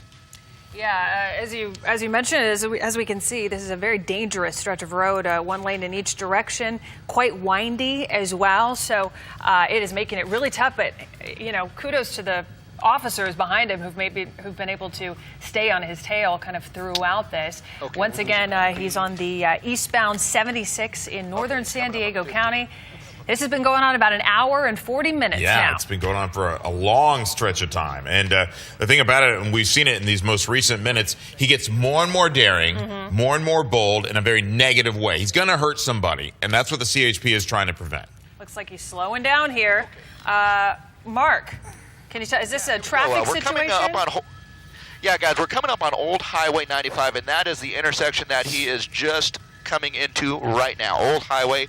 Whoa! Okay, so it looks like he is making a right-hand turn on Old Highway 395. Old Highway 395, and that basically parallels the 15 freeway here. And again, this is going to be a one-lane stretch of Old Highway 395. It's very lightly traveled, but you saw that. So he just missed. He just missed the turnoff for the 15 freeway, where he could have continued on the 76. He could have jumped on the 15 freeway either way, but he instead chose to jump on a little frontage road. It's a frontage road just on the south side of the 15 freeway. It's called Old Highway 395, and he is going to be moving into basically a hilly area here, a mountainous area, a very lightly traveled section of the freeway here. But okay, is he going to get off? He's going to be getting off the freeway here, and whoa, okay, a little U-ey there. Okay, so he flipped a U, and now he's going to be coming back up the other way. He might have thought that his prospects along Old 395, had he continued that way, might not have been too good. So it looks like he's kind of turned around, sir. So U-turn on Old Highway 395, and he's going to be making a right turn there. And let's see where he's at. This could be Doolin Road. This could be Doolin Road that he's making his way. And this is going to be putting himself into a residential community here. Let me see if I can find this for you here, guys. Under the 15 freeway is where he is at, and okay, something tells me that. Okay, guys, look at this. As we pull out to a slightly wider shot here, he's going to be moving into a residential community here, so this doesn't look good for this guy, and that is maybe some good news here. I can see, depending on where he goes, he's going to put himself into a cul-de-sac. Here, so let's kind of watch and see what happens here. Lake Circle is what we understood this to be here, Lake Circle, so let's kind of see what happens here. Okay. Lake Circle Drive. Lake Circle Drive is where we are at here, and this is a small community, and this is an area where there are a lot of cul-de-sacs here, so if he makes one wrong turn, it's going to potentially put this to an end. So hey, let's Mark. see, it's again along Lake Circle Drive. As the community goes, it's a small neighborhood, and Lake Circle Drive is the street that kind of goes around the circumference of the community. It's kind of a circular community just on the north side of the 15 freeway here. He's traveling at a very slow rate of speed at this point, very slowly, maybe contemplating his next move, but let's see what he does. Of course, his best bet is just to give up at this point, but if he continues along Lake Circle Drive like it looks like he is doing, he can make his way around the neighborhood here. But look at that. We have 1, 2, 3 units of the CHP behind. We have, of course, that sheriff's helicopter from Orange County still overhead watching the action here. The CHP units are basically gearing up. If this guy stops and tries to footbill, they're going to be on him, quick as they can here. But look at it. He's going to make a right turn. Is he going to pull over here? Okay, so it looked like this guy is basically weighing his options, and given the fact that he's on Lake Circle Drive, put it this way, if he continues on Lake Circle Drive, he can make his way through the neighborhood, but it'll be kind of a trick to do it. But if he makes a left turn or a right turn in any given direction, he's going to put himself in a cul-de-sac. So likely the scenario here is that he's just going to continue at this pace and see where these kind of streets take him here. But he is, again, in this little community here, right off the 15 freeway, just on the other side of Old Highway 395, and he's just kind of walking through the neighborhood here. And again, Lake Circle Drive, we have 3 units of the CHP behind him, and of course the Duke helicopter up ahead. It almost looks like he wants to come to a stop here. Those are the brake lights coming on. Hey, and Mark. so brake lights coming on. Is he going to stop? No, he is not stopping yet. He is basically 3/4 of the way through the community here, again, on Lake Circle Drive. This is just kind of a tense situation here. We certainly hope that this guy comes to his senses and just kind of gives up here, but it looks like he's just kind of weighing his options here. Again, if he goes straight, he'll make it, well, if he makes a couple of the right turns here, he might get through the community here, but okay, look at that. He's turning into someone's driveway. Let's see what he does. Okay, we just happen to be in a perfect position to see what could... Okay, are they going to try and stop him? They're going to try and stop him right there. You see the CH... Okay, okay. Oh, okay. Now, apparently his signal is freezing. The THP efforts to try and stop him right there, but that did not happen. And now, okay, now he's made a right turn. Now he's made a right turn. So this is an opportunity for this to come to an end. Okay, I think he realized that he might have trapped himself there. See, I think he just... Hey, if he makes a right turn or a left turn on any one of these streets, it's going to be a cul-de-sac, and he's going to trap himself. So if he stays along Lake Circle Drive here like it looks like he's doing, he might make it out of the community here. They tried to pit him. You see that back bumper cover hanging off the car right now. So they are making efforts to try and put this to an end here. But again, to no avail, with no luck at this point. They're coming up on the end of Lake Circle Drive. They'll be coming up on Avocado here. If he gets over to Avocado, which it looks like he's going to be doing over the next couple of feet, it looks like he's going to be back. Okay.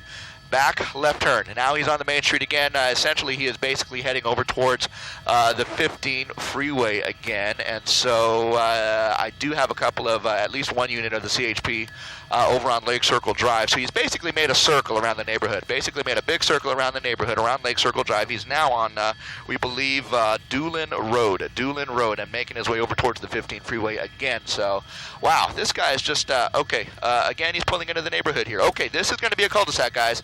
This is going to be a cul-de-sac. He's not going to be able to get out of here unless he makes a U-turn and gets by the cops somehow, but he's pulled into an area where, let's see, off Doolin Road. It's a small residential street. It's going to be Lake Park Place and Lake Shore Place. If he makes a left, boom, he's going to hit a cul-de-sac. Not going to be able to get out of there. So he's made that left. He's going to be coming to the end of the cul-de-sac here momentarily here. There is the cul-de-sac. So let's see what he does. Is he going to try and make the U-turn and get by the cops going the other way? Let's see. Uh-oh, he's going to charge him. Here he goes. Gaining speed right past the cops. Okay, so he's going to have to make a right turn to get out of this cul-de-sac, and it looks like he's doing so.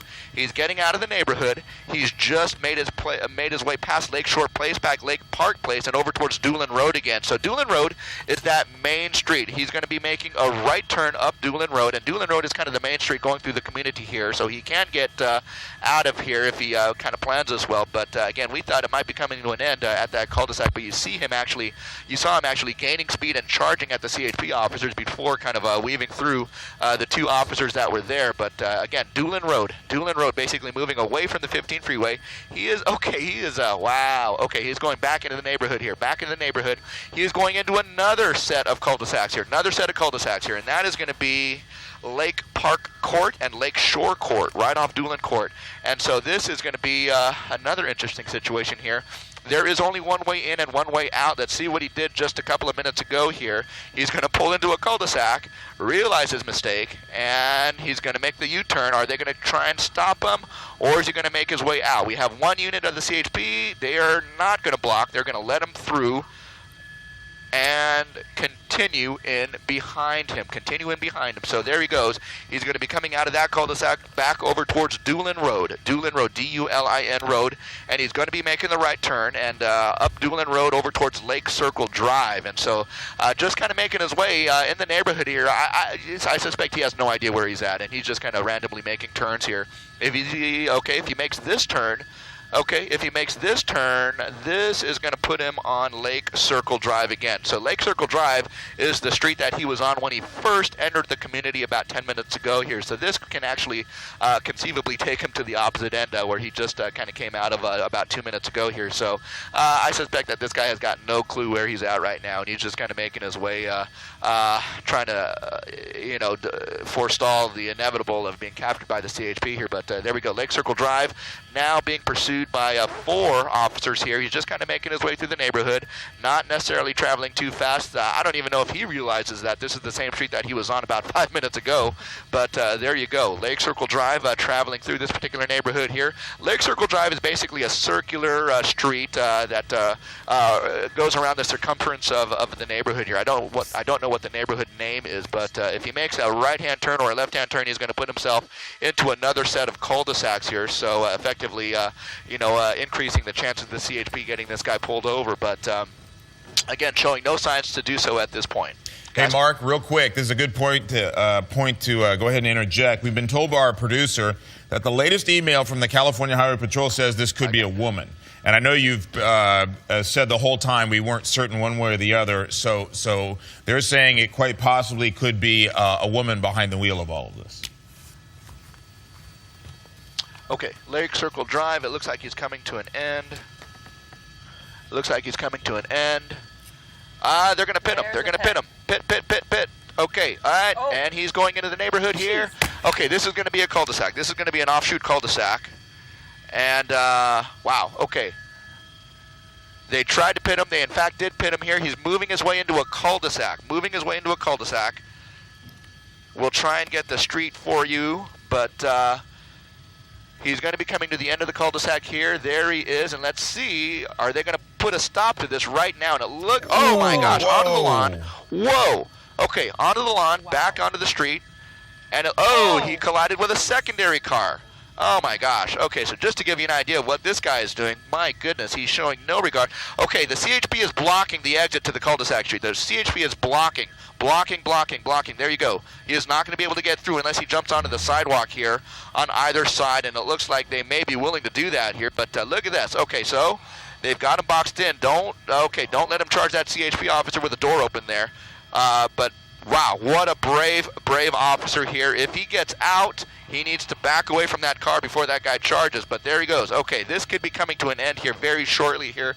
This is a cul-de-sac off Lake Circle Drive. The CHP officers that you see there attempting to approach him from both the driver and the passenger side here. Very brave CHP officers as that one officer attempted to block. They're going to shatter that passenger window. They're going to try and get that door open here, and they're going to try and get this guy from one side or the other, but look at the actions of the CHP officer as they try and clear away the glass that they had to break. There's the driver door open, and there is the suspect. A female, guys, a female. There you go. Female being taken into custody right here in this particular neighborhood off the 15 freeway here. A very dramatic ending here to this CHP pursuit.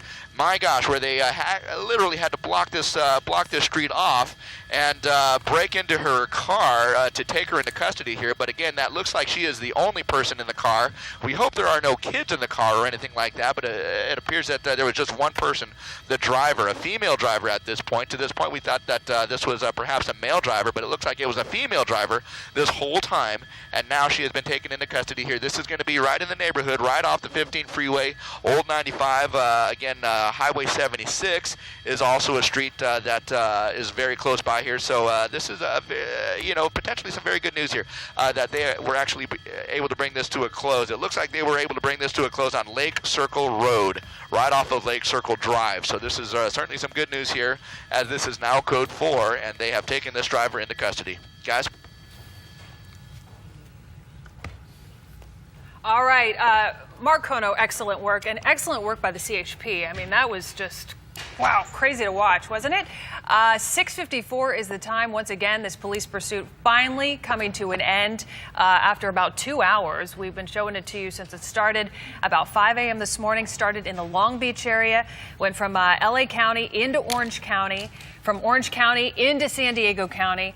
A number of freeways involved, a number of side streets involved, a number of neighborhoods involved as well. And thankfully, this came to a peaceful ending. Absolutely. You're watching the KTLA 5 Morning News. We'll be right back. Chris and Jessica, yeah, good afternoon or good morning. We saw this live on our air for nearly 2 hours at this point. Where we are is Fallbrook here, the termination of a CHP pursuit of a reckless driver here that we carried on our air for nearly 2 hours, coming down the 5 freeway from the Long Beach area here, down the 405, down to the 5 freeway here through Oceanside, and ultimately ending up in Fallbrook. In this particular neighborhood here, this is going to be a Lake Circle Road, which is right off of Lake Circle Drive. The CHP having to perform some very brave and evasive maneuvers to get this person to stop here. Once they got this person to stop, it turns out that this was a female who was behind the wheel here. No other passengers at this point, but again, a very serious situation where safety was being compromised by other motorists on the freeway as well as on Surface Street. Several near misses, blowing through red lights here, several collisions that took place, especially towards the end of the pursuit here. But again, this person has been taken into custody here with relatively little harm done, aside from the fact that there was the danger factor here in a few collisions. But again, this female driver, a reckless driver at that, was taken into custody here in Fallbrook. This is going to be right off of the 15 freeway near Old Highway 395 near Highway 76. This is Lake Circle Road, which is a small offshoot of Lake Circle Drive, right alongside the 15 freeway. All's well that ends well, a peaceful ending, relatively speaking, to a long-standing CHP pursuit that lasted nearly 2 hours. Guys, that is the update from overhead. Let me send it back down to you in Hollywood. Oh, thank you.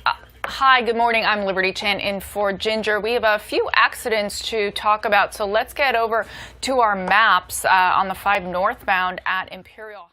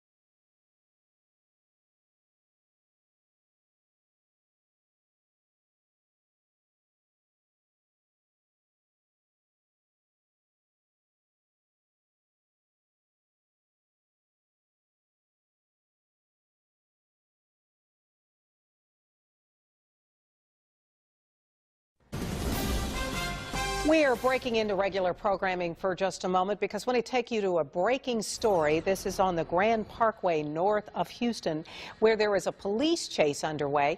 Let's go straight up to Sky Eye right now and Don Armstrong to tell us where we are and what he can see. Don? We're on the make that the 99, the Grand Parkway up here, and we're just east of I-45 following a Ford F-150. This truck has just had its tire blown out, and we're waiting for it to come underneath this overpass here. And as soon as we do, we'll catch up with it for you. I'm sorry we got lost in the trees there. You can see the pursuit behind it now, and there is the truck. It has looks like both tires now blown out of the front end of the car, and it looks as though that this is going to come to an end pretty quickly because it can't go too far without rubber on the front. So we're going to stay with this. Understand that we're with several other helicopters. This pursuit has been going on now for about 45 minutes all across the north side of town, and as you can see, he still is not stopping, but when he does, it should be a pretty dramatic end to this. I'm surprised because this truck has reached speeds of upwards of 100 miles an hour on the Grand Parkway. We've been trying to catch up to it for quite some time now. Finally have done that, but like I said to you, that truck is several miles ahead of us. We are shooting in high power here on our camera on Sky Eye, and it looks as though that things are starting to slow down. Our pilot, Mike Silman, is helping me through this maze of streets up here that are unnamed. Mike, can you tell me what the name of this street is? Can you tell? Mike is listening to the airport and the tower. We're also in official airspace. We're waiting for this to come to an end. Melanie, we're going to continue to monitor this black Ford F-150. Again, we don't know why he's running from police, but continues to evade law enforcement here. DPS is flying above, as well as HPD and Harris County Sheriff's Department. So this is going to come to an end here very soon, I'm sure.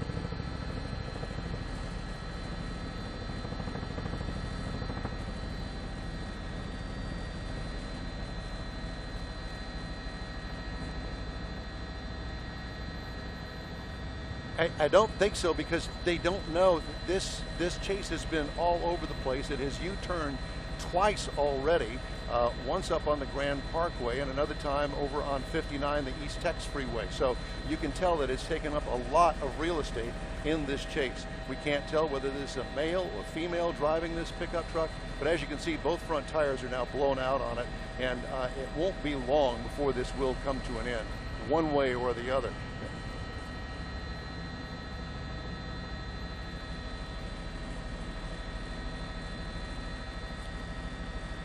Let me pull out here just for a second while we've got a clearing in here.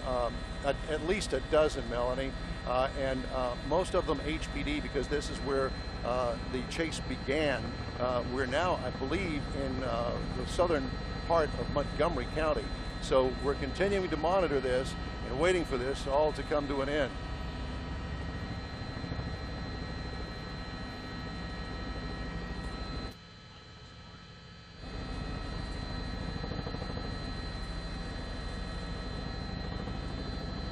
At one point, it looks like it's not going that fast now, but I would guesstimate about 60 miles an hour or so. And if I'm not mistaken, that looks like the Hardy Toll Road tracks there. Actually, we're well north of the Hardy now. We're just passing Cypress Wood Drive, so that gives you some sense of how far north we are.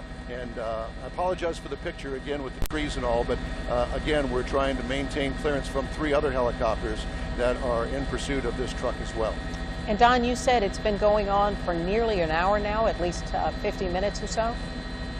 It's hard to believe that a chase like this would go that far, but because of the erratic driving and all of the different freeways that this driver has taken, it's been hard to put down spike strips. Now, I don't know whether the front tires being flat were caused by spike strips or not.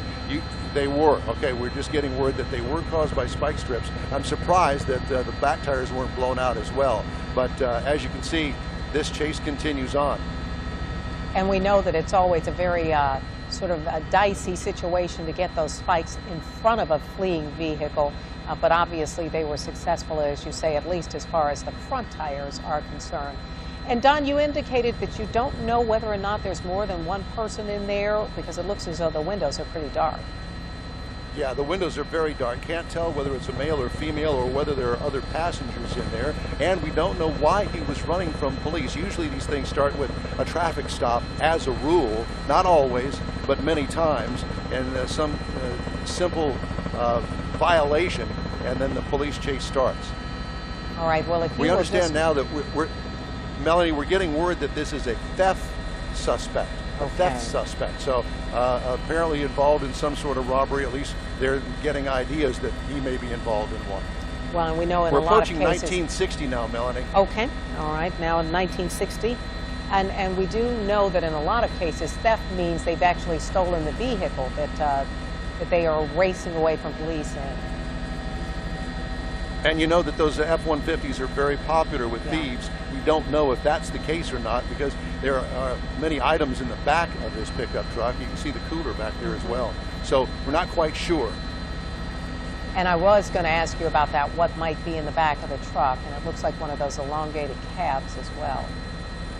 Yeah, and those egg crate cartons that you know people use for hauling all sorts of different things in the back of it.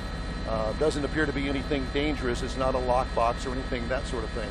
But the chase continues here, and this is a semi-construction zone because the traffic, as you can see, is barreled off in one lane, and only one lane is getting by, and that's the one lane that he is in. I did see a police car up ahead of him. Don't know if they're going to try to cut him off or not. We do have an intersection coming up now. I'm going to back out here so we can take a look and see what happens exactly here at this intersection. All right, just and bear we're with me approaching just a second here. A lot of traffic in front of him as well, but he's just squeaking right by there. This is southbound, Mike? Okay. I understand we're coming up on the toll road. We're getting on the Hardy toll road, and we're heading southbound. All right, as you indicate, this has been all over the north side of town so far, but now he's getting on Hardy going towards the south. Is that right? That's right, yeah, and I'm going to try to get an actual location for you. This is, you know, the Hardy toll road's been under construction for quite some time, and this looks like that area up here north of the Beltway that is seeing a lot of construction. You know, most of the time on the weekends this has been shut down up here north of 1960, so we're in that particular area. And I know you've been following this for a few minutes, but as far as you know, there have been no accidents with other vehicles or anything like that, because we have seen him weaving in and out of traffic. And there doesn't seem to be any damage on the truck he's passing. Passing a police HPD, officer, I saw. A unit. Yeah, right there. And you can see the tire up there on the left-hand side is shredding because of the speed. He's picked up quite a bit of speed now, probably doing about 80 miles an hour. It also looks as though a lot of cars are pulling over there, so they may be hearing sirens or even loudspeakers from police officers in pursuit.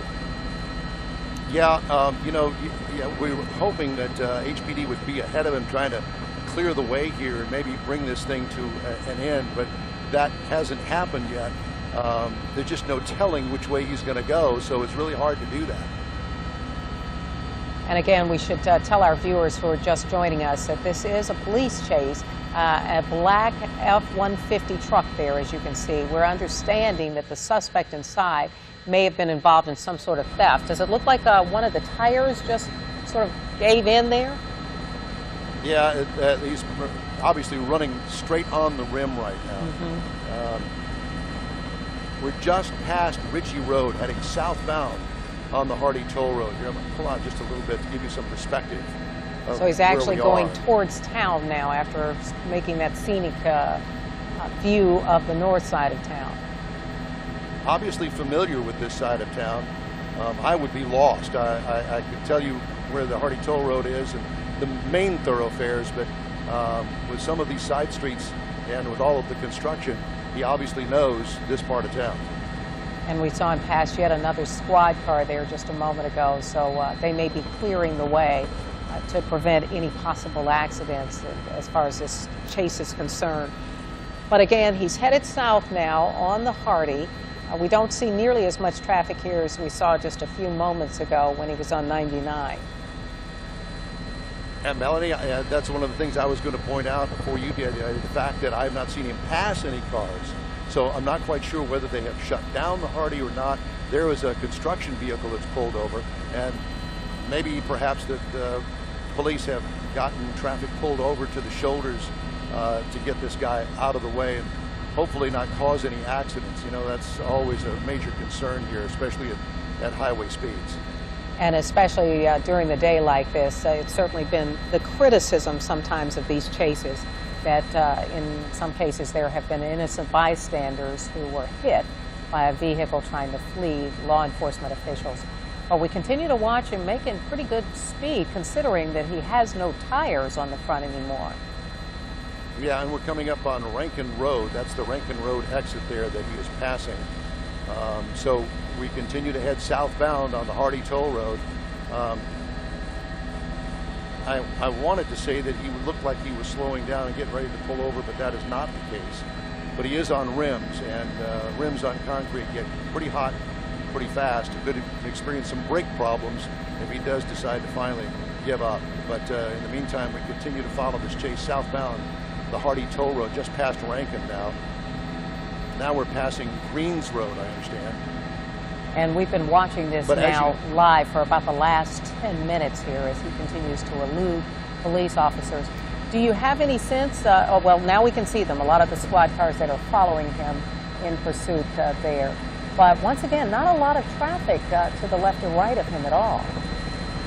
No, some looks have gotten onto the Hardy Toll Road now from the different feeders coming into it here at this point on the Hardy.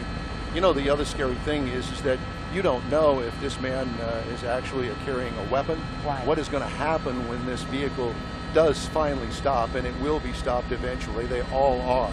And, you know, we've seen it end in many different ways, and we hope that this one ends safely and peacefully. And interesting enough there, I thought for a moment he was going to pull over to the left onto the shoulder there, but that does not seem to be the case. Passing up yet another truck there. We can now see more, though, construction cones set up there. Yeah, and you know, that obviously, as I mentioned before, is a problem here because there's so many construction crews. He did take the exit to the North Belt. Let's see what happens here. We've got some flyover ramps that are going to get in my way, so you're just going to have to bear with me here as I guess exactly where this car is. We're going to try to get into position so we can continue to follow him, but it's a toss of the dice here. There he goes. There he goes, Nope, yeah. that's a different one. No, that's another one. Still waiting. And Okay. we are looking for a So F-150 here we go. We're flag going truck. back Is the that other him way, going back the Melanie. other direction now? Yes, going back the other direction. On the feeder, by the way, not on the Hardy main lanes. So as far as we know, he got off the Hardy, turned back around in the other direction, and is now headed north again on the feeder road. Yeah, and this has been pretty much the case with this for over an hour now as this chase continues. And we do Looks see like some more rubber traffic has here come now, off. Don. Okay, yeah, let me pull out here and let's see where we are. Obviously, we're behind some trees here as we come up to this intersection. And it looks as though he may have run into some traffic there. We see a truck, and we can see one of the police cars behind him. It looks as though he slipped through once again and is continuing on. But he may be pulling over now. No?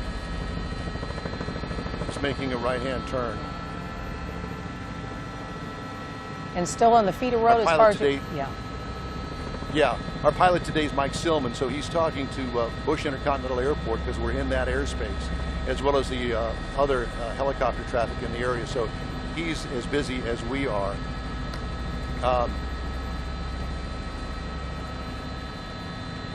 Mike, do you know what road this is? This is Greens Road, up here not too far from the airport. So he is now on Greens Road. Yeah, it looks Okay, as though there he we're is heading again. eastbound. Am I correct, Mike? Rebecca Spira is joining me now. She obviously knows a lot more about the traffic patterns out in that area as well as the roads. Rebecca, what are you seeing here? Well, I can tell you Greens Road being so close to the airport with lots of people trying to catch their Friday afternoon or evening flights out of town are going to be dealing with a lot of issues if this keeps up. This is a very busy area off of the Hardy Toll Road near I-45 and Intercontinental Airport. Well, and as you can see there, he is on rims on the front, as far as we can tell. Both of the tires blown out. We're now seeing the truck from the other side, and clearly he is driving right now on no rubber at all in the front. Looks as though, the back wheels, at this point at least, are still good. Melanie, one of the things I did want to point out, we just found out that Bush Intercontinental Airport is holding traffic because there's so much helicopter traffic around this up here on Aldine Westfield. So that may mean that if anybody's flight is scheduled to take off or land at this point, they're being held back while this goes on? Don't know that. We're now eastbound on Greens just past Aldine Westfield. We got some trees in the way here, but the police chase continues. It's hard to imagine that something like this can go on for as long as it does, but because of the elusive behavior of this driver, it's, as you know, been all over the north side up here. Well, and Don, it's interesting because as you indicated, it looks as though this driver knows the area and certainly has been able to evade police up to this point, making those turns, going underneath the freeway in some cases, and really maneuvering some of the back roads as well. Yeah, he obviously knows this part of North Houston. We're back in Harris County now, and these are roads that I'm not all that familiar with. We normally don't cover them during traffic, and the only time we usually come over here is in incidents like this or other things like fires, etc. But this is really a peculiar place to have a chase. Coming up now on JFK Boulevard. And it looks as though he's crossing over the yellow line at certain points as he goes around cars. Don, yeah, wow, that was close. Is he heading westbound right now, Don? I believe he's headed eastbound. Am I right, Mike? Ooh, something just fell off the truck there. It looks as though this may be coming to we're headed eastbound, and we're coming up on JFK Boulevard here. Let's see what happens at this intersection. It doesn't look like that vehicle is going to be able to do much more driving than it's done, and it's been working at a high pace, and looks like it's driving on its rim. Is that right, Mel? Yeah, absolutely, Rebecca. And we have just gotten official word that Bush is holding traffic. Wow. Okay, now he's pulling over to the side here, which is very unusual for Bush Airport. But you can see things falling off the back of the truck there as he veered over onto the shoulder, onto the dirt for a few moments.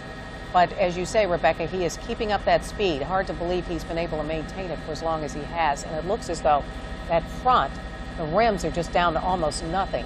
In fact, it looks like he's picked up the pace, if anything, since he's been driving on this particular road. And the drivers, they're on, this is JFK now, Don, that they're on? We are coming up on Lee Road now. Okay. And yeah, he is passing, obviously, cars in a no passing zone. Extremely dangerous for those cars going the opposite direction. It just, but you know, nobody abides the law when you're running from it. Absolutely, that's kind of a given. This is a KHOU 11 News Breaking News Report. Good afternoon, Greg Hurst back with you again here. We continue to follow this high-speed chase that is going on, approaching an hour now. You see that what is happening, we have police, Houston police primarily, that are chasing this black pickup truck, but it's still unclear why. All we do know is that this pickup truck and the driver has done everything they possibly can to avoid and elude police. So far, it looks like they're driving on the rims on the left side. Looks like they've completely lost that front left tire, but they continue to move on. But again, the question is why? At this point, it's raising many questions, though, for police, like why are they running? We don't know if this was started off as what we would call a routine traffic stop or why they decided to pull this guy over, but we know this is going on the north side of town. And as you can see, he continues to drive very quickly. This is somewhere around Greens Road, up again on the north side of town. I can tell you that this aggressive kind of driving will lead to an aggressive response by these pursuing officers. But children in the car, children in this truck right here, that would add a degree of uncertainty to this. Erratic, dangerous driving, though, frequently leads to an assertive response. And you can see some of the smoke coming back from the back end of that pickup truck, and police still in pursuit. Again, just wandering all over the road. Part of the problem is he has no tires there on the right rim either. So riding on the rim on the front right and the front left. And we understand now he's over on Highway 59. At this point, the way this driver is going in this black pickup truck, the officers will certainly want to know if this suspect is armed and if they believe this pickup is stolen or they believe it was used to commit a crime. Officers are going to operate under the assumption that the person driving this vehicle is armed, and that will certainly change the way they pursue this suspect and confront the suspect once this truck finally does come to a stop. We know he's been driving fast, and we don't know where he's going. We're not sure he knows where he's going, where he's going to turn next, or what he will do next, which raises the degree of uncertainty and the danger, like blowing through these intersections just like this. Again, continuing on the north side of town here in Houston, this pursuit has been going on now, approaching an hour. And when adrenaline drives the car, these people just drive erratically, they drive dangerously. Also keep in mind that whatever they've done before, one thing is certain now, that whoever is behind the wheel of this vehicle will now certainly face charges. At the very least, they'll face charges involving this chase, most likely something like evading arrest, and who knows what else by the time this is over. See him blow through another intersection, cars trying to avoid him.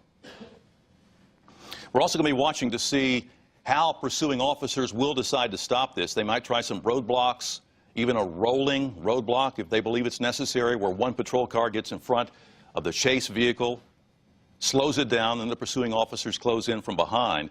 But so far, they have not had anyone get in front of this vehicle. In the past, we've also seen them use some type of barricades. They could also try the old pit maneuver, although it's more difficult on a pickup like this. The pit maneuver would be where a patrol car would just bump the back end, spin that car out, and that usually ends these types of chases. We've also seen them in the past use the road spikes, but we know that can also be dangerous. We know that one officer, Richard Martin, he died trying to do that when he was hit by one of these chase vehicles, so that can be unpredictable as well. Sometimes they just get lucky in these pursuits. These suspects, they will have a flat, they'll run out of gas, the vehicle will just come to a stop. Sometimes traffic will also stop these vehicles. Understand they're going down 59 now, going southbound, right around Louder Road. And we have been covering these kinds of chases for years now. And if this guy gets away, well, this is going to be a first, because he'd have to be some kind of David Copperfield to pull off some kind of magic.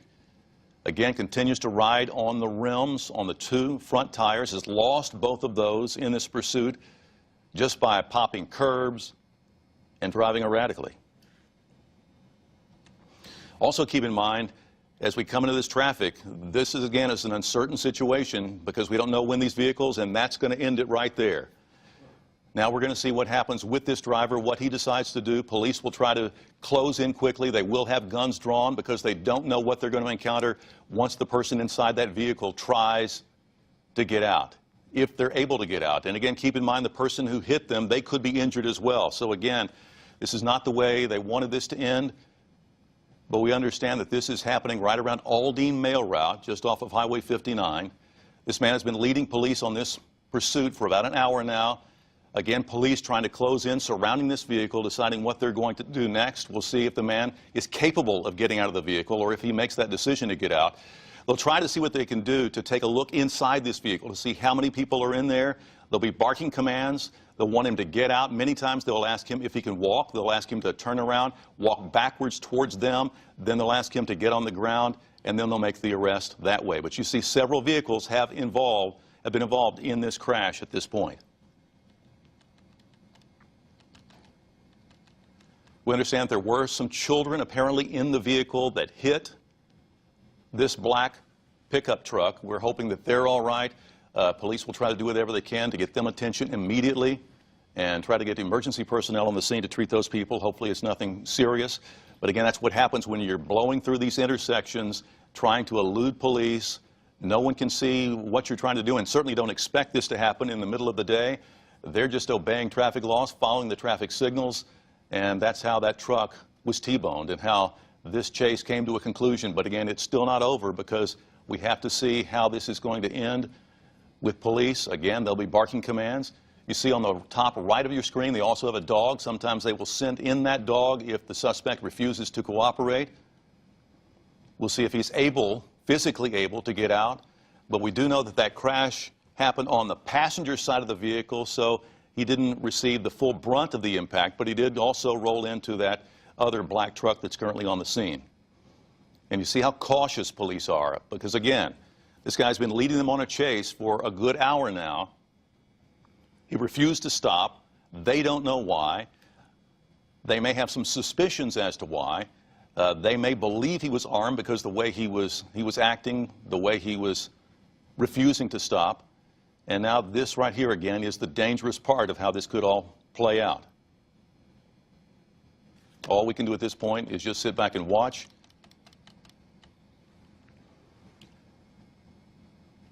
You would think that at this point they do have some type of communication with the person if he is conscious.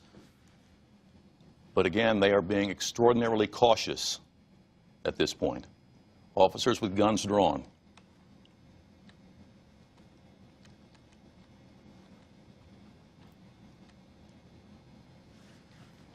Again, take a look at the top right of your screen.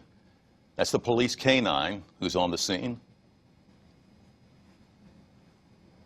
Dogs can be very effective in a situation like this and also very persuasive because most people don't like to encounter a growling, snarling, aggressive German Shepherd, sometimes a Belgian Malinois, which is what HPD uses as well.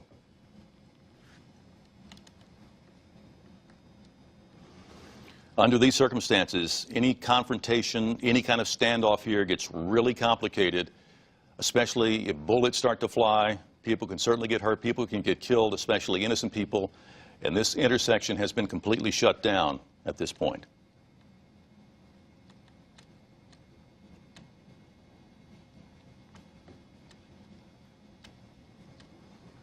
Again, the suspect at this point shows no signs of trying to leave that vehicle, and officers have withdrawn and have pulled back. Several ambulances have also been called at this point to treat others who may have been injured on the scene because of this crash. We know there was one vehicle that T-boned this truck. That was a head-on collision. So we're not sure what damage, what type of injury that collision caused. We're certainly hoping and praying for the best. We do understand that a couple of children may have been taken from that vehicle that hit this truck. But again, it's still unclear who was driving that black vehicle, that black truck there at the top of your screen. Again, the second one, not the one behind, it's the one there in the very middle. But you can see in desperate situations like this, where the suspect is putting people in danger, it's endangering everyone on the road.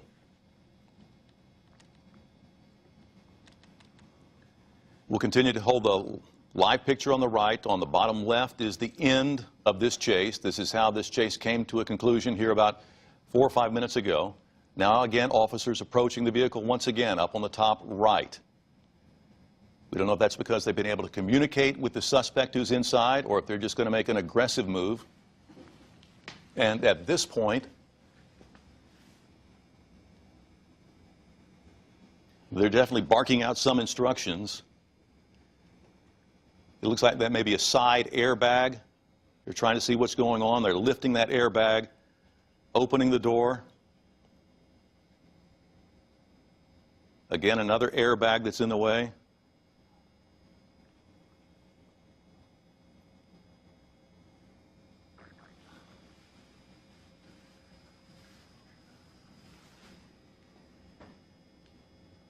It appears at this point that they have the situation under control, but it's just too dicey to know.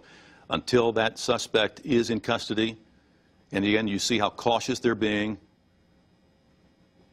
They have support people behind them, and again, the dog there now on the top left with the canine officer. So you can see the impact was definitely enough to inflate and then deflate those airbags. Those are the side airbags. They now have one person out. We'll see if that's the only person who's in there. He's now on the ground. He'll be handcuffed and taken away. So this is the conclusion of this chase that was happening for about an hour here in the northeast part of town. Again, we know at this point that he will be facing felony evading arrest charges, but it's unclear exactly what else and why they were pursuing him to begin with. But there is no escape at this point. This one has come to the conclusion. Now our focus will certainly be on the people who may have been injured in this crash, people who were inadvertently brought into this scene, just trying to go along with their normal day, picking up kids from schools, running errands, whatever it may be. They ran into this chase vehicle, that black Chevy pickup truck. Again, the suspect riding on the rims, desperate apparently to get away, but not in this case because he involved somebody else. And again, you see the conclusion over on the left-hand side of your screen. That's the small box over there.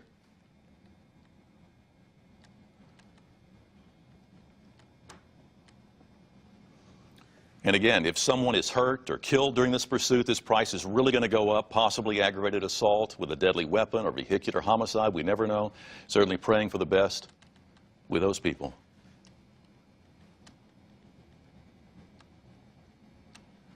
This next will move to the investigation mode. As you see, they're ready to take that suspect away. We'll take a look at where the most serious crimes took place, and the lead agency will then take the lead in that. Officers, the victims, the witness will all have to be interviewed. Was police procedure followed? Was all of this necessary? Thankfully, no bullets have to be accounted for here. No shots were fired. And again, it appears that there was only one person in that vehicle. He's the one who's in custody there, it appears.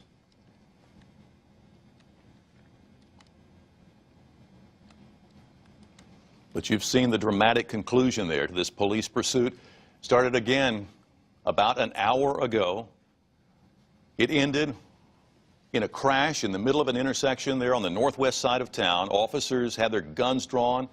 They were able to haul that suspect out of the vehicle. Now they'll take him back downtown where he will be booked. We're going to be working in the meantime to find out just exactly why he was running, try to talk to some people who were there involved in that pursuit. We'll also continue to try to find out exactly what happened to the person in that vehicle right in the middle of your screen there, just below that traffic signal, because that's the one that T-boned that truck as that truck was illegally going through the intersection. That car, that silver car in the middle of your screen where we're zooming in, is the one that had the right-of-way going through that intersection. We believe at this point there may have been children in that vehicle. We understand that police and emergency personnel were taking them out of that vehicle and escorting them away as we zoom in. But again, it is unclear on their condition. But you see the extent of the damage on the front of that vehicle that T-boned the black truck as it made its way through that intersection.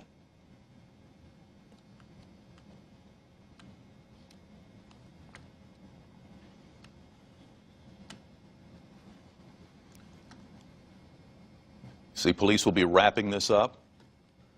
And again, this is going into the investigative phase, trying to find out exactly what happened and what they may be able to do differently next time to avoid this type of ending. We're understanding several ambulances have been called to the scene. We know that at least one innocent bystander was involved. We also believe that perhaps another truck that was hit during the spin out may have also been involved. We don't know their condition. We're still trying to find that out. But again, you see how many police vehicles are currently on the scene. So again, this is the conclusion of a police chase that was taking place in the northeast part of town, northeast Houston. One suspect has been taken into custody. He certainly will be facing evading arrest charges and who knows what else by the time this is over, because this led to a violent crash there at that intersection. We're going to be, in the meantime, between now and our 4 o'clock newscast, doing the best to find out more about how this happened, why this started, why they were chasing this particular suspect, why he refused to stop, and also trying to find out more about the people involved in that silver, apparently a Cadillac there in the middle of your screen, that was damaged severely when it T-boned that truck in the middle of the intersection. In the meantime, traffic in this part of town is certainly going to be tied up for a while as I try to clean things up. But we will continue to monitor this and have much for you tonight on KHOU 11 News at 4. This has been a KHOU 11 News breaking news report. They're just checking out these people here to make sure that they are okay and don't need to be transported to the hospital. Is that a little boy that we see there, Don? I'm sorry, say again, please? Is that a little boy that we see there outside of the car? Was that a child? Yes, there are a couple of children at least that were in that silver car that was hit so hard. And that makes the situation that much worse, that their lives were endangered by frankly this idiot driving at top speed on rims and right through an intersection. It's really upsetting. We're also noticing, Don, several different types of uniforms. So it looks as though there were a number of law enforcement agencies involved. Obviously Houston Police, because as you say, it started in town and they began with the chase. But it also looks as though there are some DPS troopers as well, perhaps some sheriff's deputies. Yes, and constables as well. All law enforcement agencies that are involved in this part of town are up here, including the Department of Public Safety. Usually DPS doesn't get involved unless they are requested to, and that was the case with this because it traveled over so many miles in such a long distance. And at one point they were having trouble keeping up with him because, as you saw in our coverage, we went behind several trees for quite some time and they didn't want to lose him. You can see there, it looks like a mother is hugging her 2 children, and thankfully it looks like they are okay. They're standing. We have a live picture from the ground now. One of our photographers has made it there, and you can see on the left side of your screen the ground shot and that vantage point of what's happening. Here we are at And the you can truck. also see how incredibly damaged that truck is, as we saw nearly flipping over when it was hit by that silver. But now you can see there was nothing. They were driving on absolutely nothing, as you said, just the rims there, but everything else gone. And we're also getting our first look kind of inside that truck, where it appears as though at least a couple of the airbags were deployed. Officers scanning the truck, but just hard to believe. And it was a handicapped truck, is that right, or was this another vehicle? That's the truck he hit, I think. Oh my goodness. That's a Tundra. Yeah, he hit a truck that was a goodness. handicapped truck. Yeah, this just keeps getting worse, doesn't it, when you realize just the sheer recklessness of this driver. And the young man that was driving the Ford truck, the reckless driver, we saw him get out. He looks to be almost a kid. Yeah, maybe late teens, early 20s, and as far as we know, by himself. It did appear to be a man there, by himself inside that truck. And we don't know yet the reason for this chase, but Don, as we understand it from your report a little bit earlier, this may have been some kind of theft. We don't know if he stole the truck or perhaps stole some of the items that were inside the truck, but it may have been the theft suspect who spotted the officers and just took off, and they managed to, at the very least, disable the front of the truck by puncturing those tires using those strips. However, it still meant that it went on for another 15 to 20 minutes and many miles and ended up with just really a devastating crash at the end. And it appears as though the folks who were in that silver car are all right, but it could have gone much, much worse. Take a look at this officer, Melanie, kneeling down to that little girl who was in that other vehicle, making sure that she's okay. And probably comforting her the best way he knows how, because you've got to imagine this was a terrifying situation for them. And here they're giving them water. It looks like bottled water there, talking to, we presume, the mother there. 3 kids. Yeah. Is it two? Oh, is she holding a child? Is that it? Is she holding? I see a little boy in orange standing right next to her, a little boy in green, and then that little girl. Oh, yeah. 3 children that were presumably in the back seat of that car. Inside that car. That is just absolutely terrifying. And it just gives you a sense once again, and Don, you can certainly attest to this, having followed many of these police chases, just how oblivious or uncaring these drivers are when it comes to other people. Look at that, and you can see the little girl in the pink there coming over to the front of the squad car. And it looks like there's another, perhaps, family member with this group that is sitting in the passenger seat in a turquoise shirt. Stephen Romo has just gotten to the scene. Stephen? It appears as though it's... I'm sorry. No, go ahead, Don. It appears as though it may be the mother and the grandmother here with 3 of the mother's children.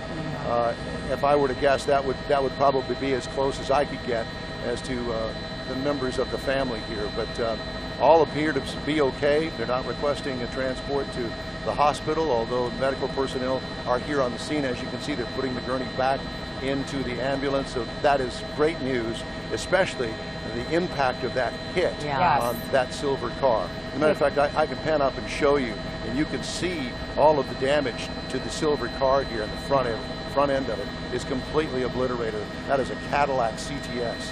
Absolutely, and that could have been a much more deadly situation. It's just unbelievable. Stephen Romo has arrived on the ground along with his photographer. Crews on the scene. Looks like they're treating people right now, and it looks like we have someone in the back of this car. Police are talking to and questioning right now. They've ushered him over there, and they're keeping most people back. Lots of people are trying to get shots of their cell phones. It's sort of difficult to figure out exactly who all the players are, but we have seen people, looks like some minor knee injuries on a woman over here who we believe was in this car. We're working to confirm all of that information. Of course, there's an ambulance arriving right now. We're going to continue to follow these developments and bring you the latest as soon as we get it. Tell us what's in the truck. We know we saw a couple of things fall out of the truck when the police officers arrived, and then also in the bed of the truck there were several... Yes, here we have Alfonso here. He was actually in this black pickup truck over here, the one we were talking about with the license plate. So Alfonso, could you just tell us what happened? Yeah, we just came out of the restaurant from eating, and we saw the truck coming, and his front right tire went flat. and that's when the truck came and hit us. Was anyone hurt inside of your truck? My mother, yeah. But she seems to be, she's just shook up, but her knees hurts a lot, so. What happened? What happened when you were inside the truck? What did you see? Oh, I just saw all the glasses flying, and I saw all the cops coming with guns. So we ran out the truck and ran down the Hyde over there. So. Did they take your mom to the hospital? She's in the ambulance right over there. We don't know. You been able to talk to her? Yeah, she's really shook up. So I'm not sure if maybe her knee messed up some or her hips, but they're checking her out right now. Did you have any idea what was happening whenever they? Never, no idea at all. It just came out of nowhere. You guys were just leaving the restaurant and all this. Yeah, and all this happened. Mm-hmm. Yeah. Stephen, I don't know if you can hear us, but I'm shook up, but I think I'll be okay. Yes, I can hear you. Stephen, I wonder if you would ask him if they had any sense that this chase was going on, if they heard sirens or saw the lights flashing from the police in pursuit.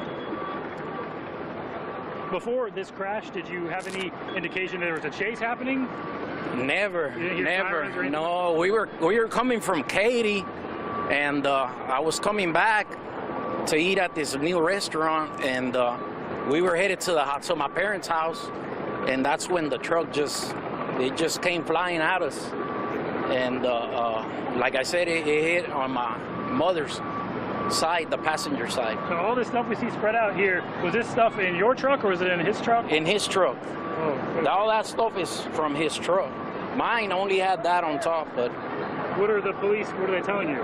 Nothing yet. I don't know. You don't know much what's happening? No, I don't know much what's happening. The squad driver, the guy that you think they saw? You saw him take him out of the car? Yeah, I saw him take him out of that truck, and it seemed pretty dangerous because all the cops came with the guns, and I think my mom got more shook up when she saw that, but I took her running to the other side to hide.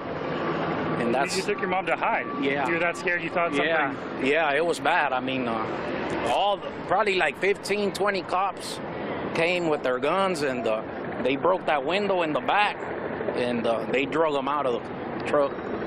What did you think was happening when you took your mom to hide? I thought the guy maybe had a gun, and I thought maybe he was gonna shoot, and all I was thinking was about her safety, and that's it. If you could tell that guy something, what would you want to tell him? All right. Right now, I'm so shook up, I don't even know what to think. Thank you for speaking with us, Alfonso. We're going to keep getting more information about the injured people, guys. Back over to you. All right, Stephen, thank you so much. And once again, it indicates how people were having a normal Friday afternoon. They are assisting it is LAPD. They are assisting Northeast. Let me try to get this right. The Northeast is assisting, and they're contemplating doing the pit maneuver right now. So you can see units are getting a little closer right now. We're monitoring a lot of this information. There's a lot of chatter going on right now, but we're trying to get all this information right now. Glendale PD getting up really close, may contemplate doing a pit maneuver, but again, we are following this pursuit here as it. Well, we'll give Megan a chance as we lost the shot again here momentarily to catch up on all that chatter that's going on. But we can tell you this all started in Glendale with perhaps a burglary suspect, and the chase was on the freeway, on the Ventura Freeway, and now in the Highland Park area. And we now have Megan back again as well. And this more erratic driving by this individual.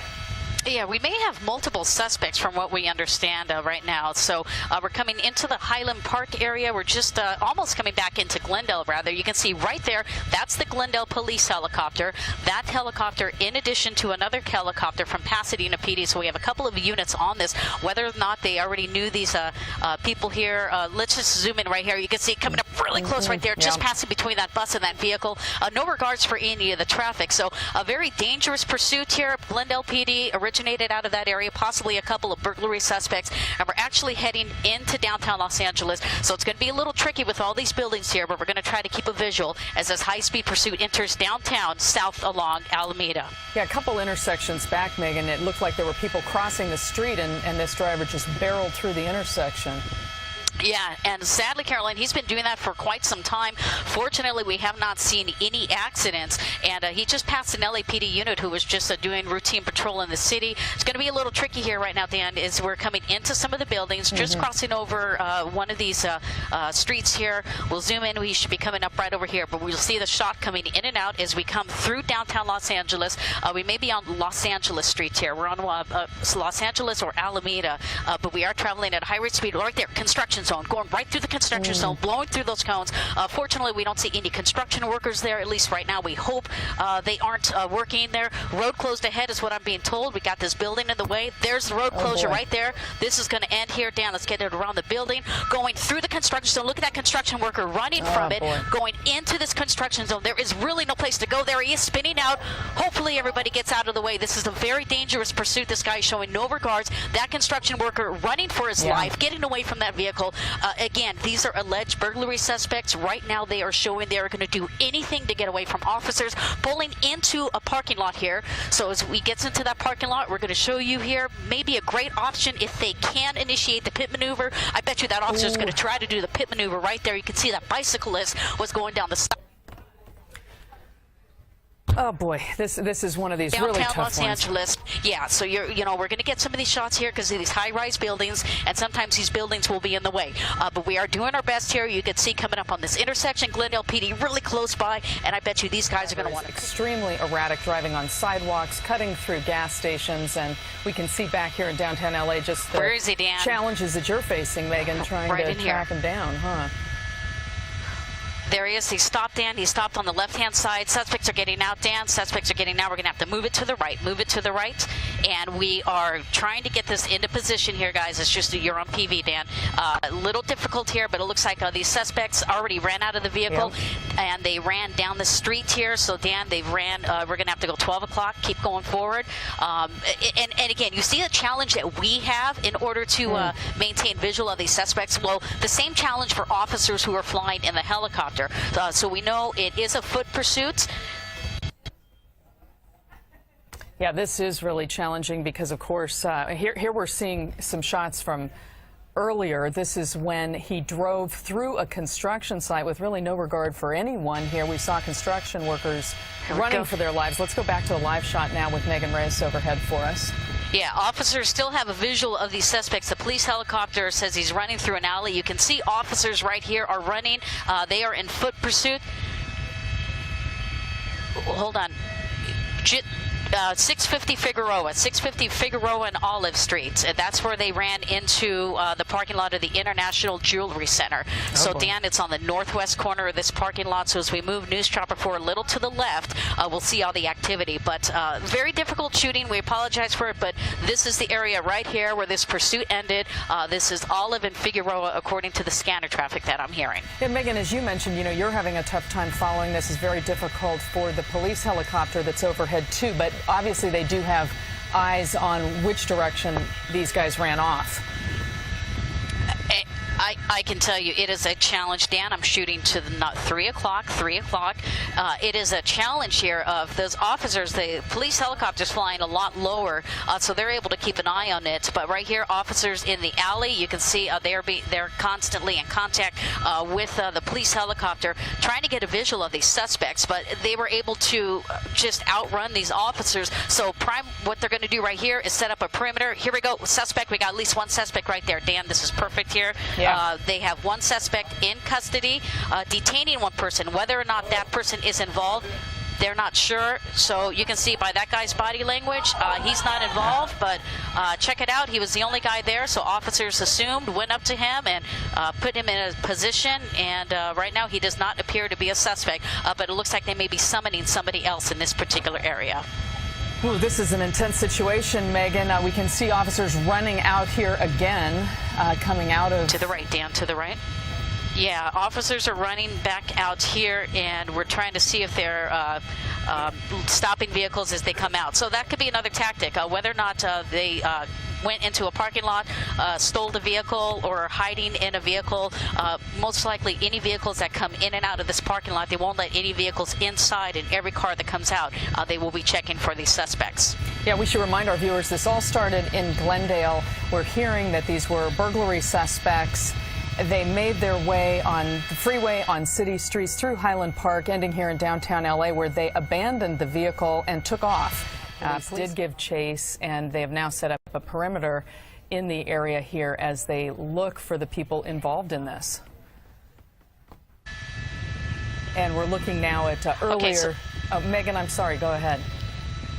Yeah, I'm hearing right now one suspect is in custody. We're hearing one suspect is in custody, possibly one more that is outstanding. I'm going to do a quick mountaintop change, guys, so I'll be right back. So we're looking at earlier images of this chase, and this was the area where, in just a moment here, you're going to see this driver head right into a construction zone. This was one of the most terrifying parts of this chase, because initially, as Megan was overhead following this, you could hear her speaking to the pilot and saying, okay, this is going to come to an end here. They're in a construction zone. But the driver just barreled right through it and really came awfully close to one of the construction workers who we saw run for his life. And Megan, are you back overhead for us? I'm sorry, Caroline, I'm back with you. I have the scanners turned up. I'm turning them down, so go ahead. So you mentioned one suspect in custody and perhaps another one as well. What's the status on that? Well, according to my pilot, Dan Dudek, is talking to this airship here. That's the Glendale police helicopter. They had visual of the suspects. We believe there may be two suspects. One of them is in custody right now, from what I understand. We're also monitoring the scanner traffic. Not hearing too much right now, but they are coordinating a containment in this area, and they are asking for LAPD assistance. There's the red vehicle. Let me zoom in onto this red pickup truck.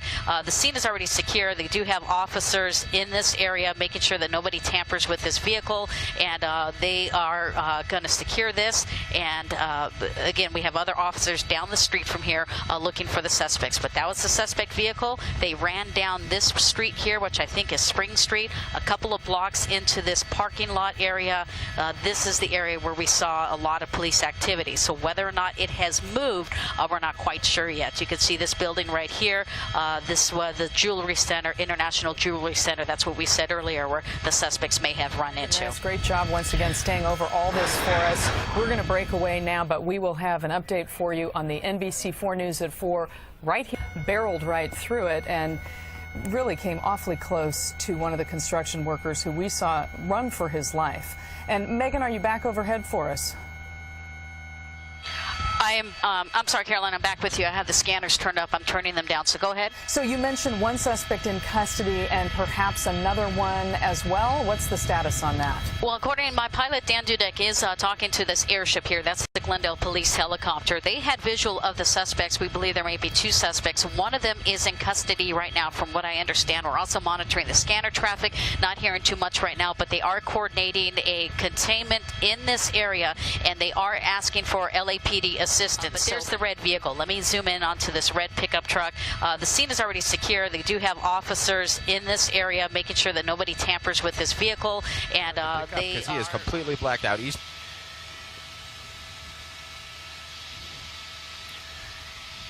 Eastbound 10, we're in the Rosemead area.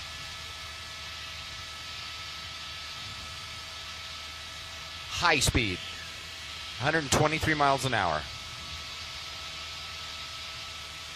Oh, he's signaling. Occasionally signaling, but no headlights, no taillights.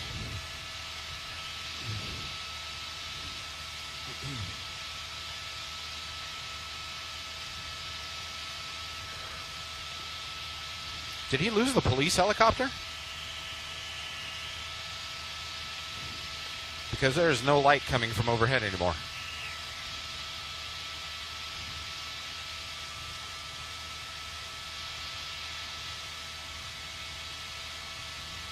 There we go.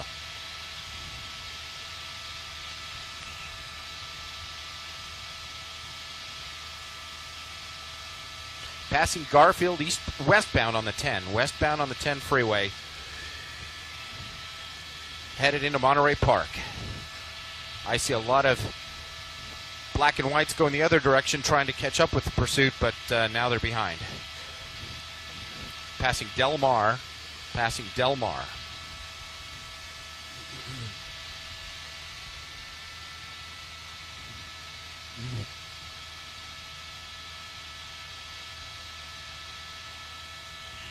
Looks like a Mercedes-Benz, I think. Some sort of, I think I see the Mercedes symbol in the front.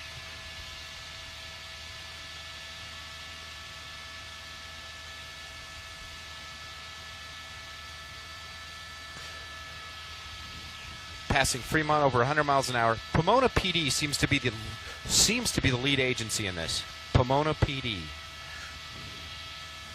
Where are we going here? There he is. He is, I don't know what he's doing. He is at our 4 o'clock. 4 o'clock. I've still got him. Okay, yeah. He's past the 710. Heading into East LA. Still blacked out. Over 100 miles an hour. East LA area. Now westbound on the 10 freeway from the 710 freeway.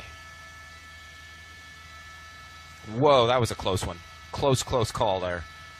People don't see this car coming up. All they see, possibly, is the light from the helicopter overhead coming up in their rearview mirror.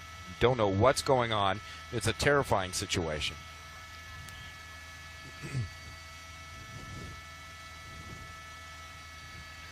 Oh, gasoline truck.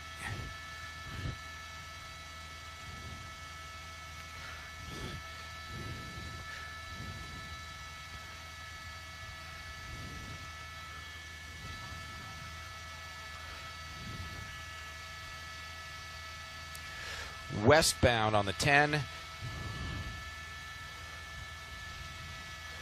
They are requesting CHP to take over. This is either Glendora or Pomona PD in this pursuit. Looks like he's getting off the freeway. He's making a transition here. We'll know in a second where he's going.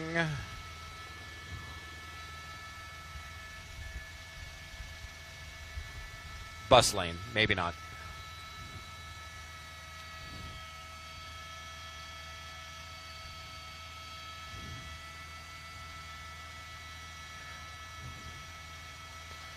Boy, it's getting tight in there. He's got some traffic. He's kind of boxed in. Northbound 5. Southbound 110. Southbound 110. Does that make sense? Southbound 5. Yeah. Southbound 5. The spotter.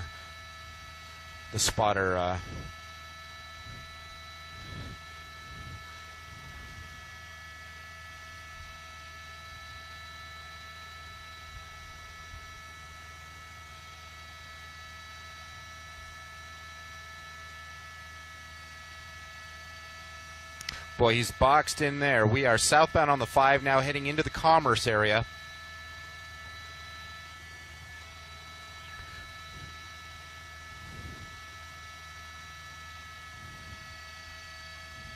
Heavy traffic here on the southbound side of the 5 freeway. At Cesar Chavez.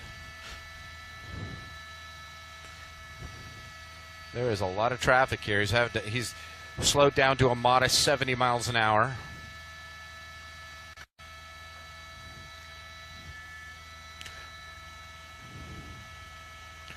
Glendora PD in pursuit. They're asking for CHP to take over. Area where this started, but we do know right now that this guy is wanted. We did see some California Highway Patrol vehicles moving extremely fast trying to catch up to this guy, but you know, you got to understand he's moving about 80-90 miles an hour. For somebody to catch him, they've got to do at least 10-20 miles an hour faster just to catch up to this guy.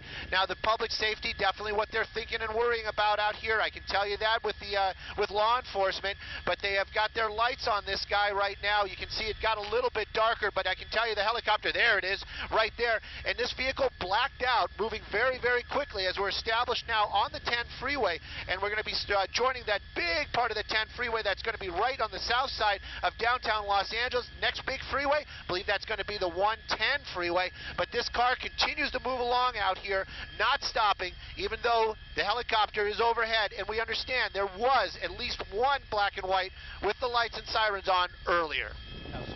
Of course, we have some construction going on over the weekends. Any chance that that may slow this guy down where he's headed? You know, it may slow down the traffic around him. Probably not going to slow this guy down. He's really kind of a pushy little booger out there, moving his way through there, pushing his way. You can see the lights have come on now. Perhaps maybe he figured because of all this traffic, this might be a way to get the other people in the area to understand that he's kind of in a rush right now. You can understand law enforcement just wants this guy to stop, but that's a Mercedes-Benz, and you know, you can see it right there. He was driving basically freeway speeds, just put his foot in it, and you can see how he's passing all these other cars right now. We're moving up very, very quickly, getting to the 110 freeway. Got to work with my pilots for just a second, and we're going to try to get some more information on exactly which agencies are chasing this guy. Oh, he's getting off the freeway. Getting off the freeway on San Pedro. Look, we'll give you a direction north or south here in just a second. Stu, let's just update everybody on this breaking news that's happening right now. We understand the Sheriff's Department is in the middle of a police pursuit at this point in time. This is going to be a blacked out, per Stu Mundell, Mercedes-Benz, black in color. We understand that at one point in time it was westbound on the 10, Andrea, and now it's near downtown L.A. and was briefly on the 110 and now is off the highway. And now he stopped for a brief moment there, but now let's see if he runs what appears to be a red light. Yep, and he's going under the bridge now. Looks like we're going to lose him just for a second. Stu, what road is this now? What street is this? We're on San Pedro. This is San Pedro Boulevard, just south of the 10 freeway. This vehicle moving very quickly. You saw that dangerous movie right there. That one car, that white SUV, was probably driving speed limit out there when this guy just basically made that turn. Could have been a very, very dangerous situation. Right now, though, I believe we're going to be on Washington as we're going to be moving westbound again, south of the 10 freeway, downtown Los Angeles area.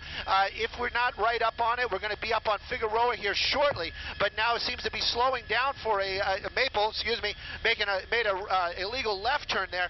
This guy seems to know where he's going. I can tell you LAPD is getting involved right shortly. We'll see some other vehicles, some law enforcement behind him just in a moment.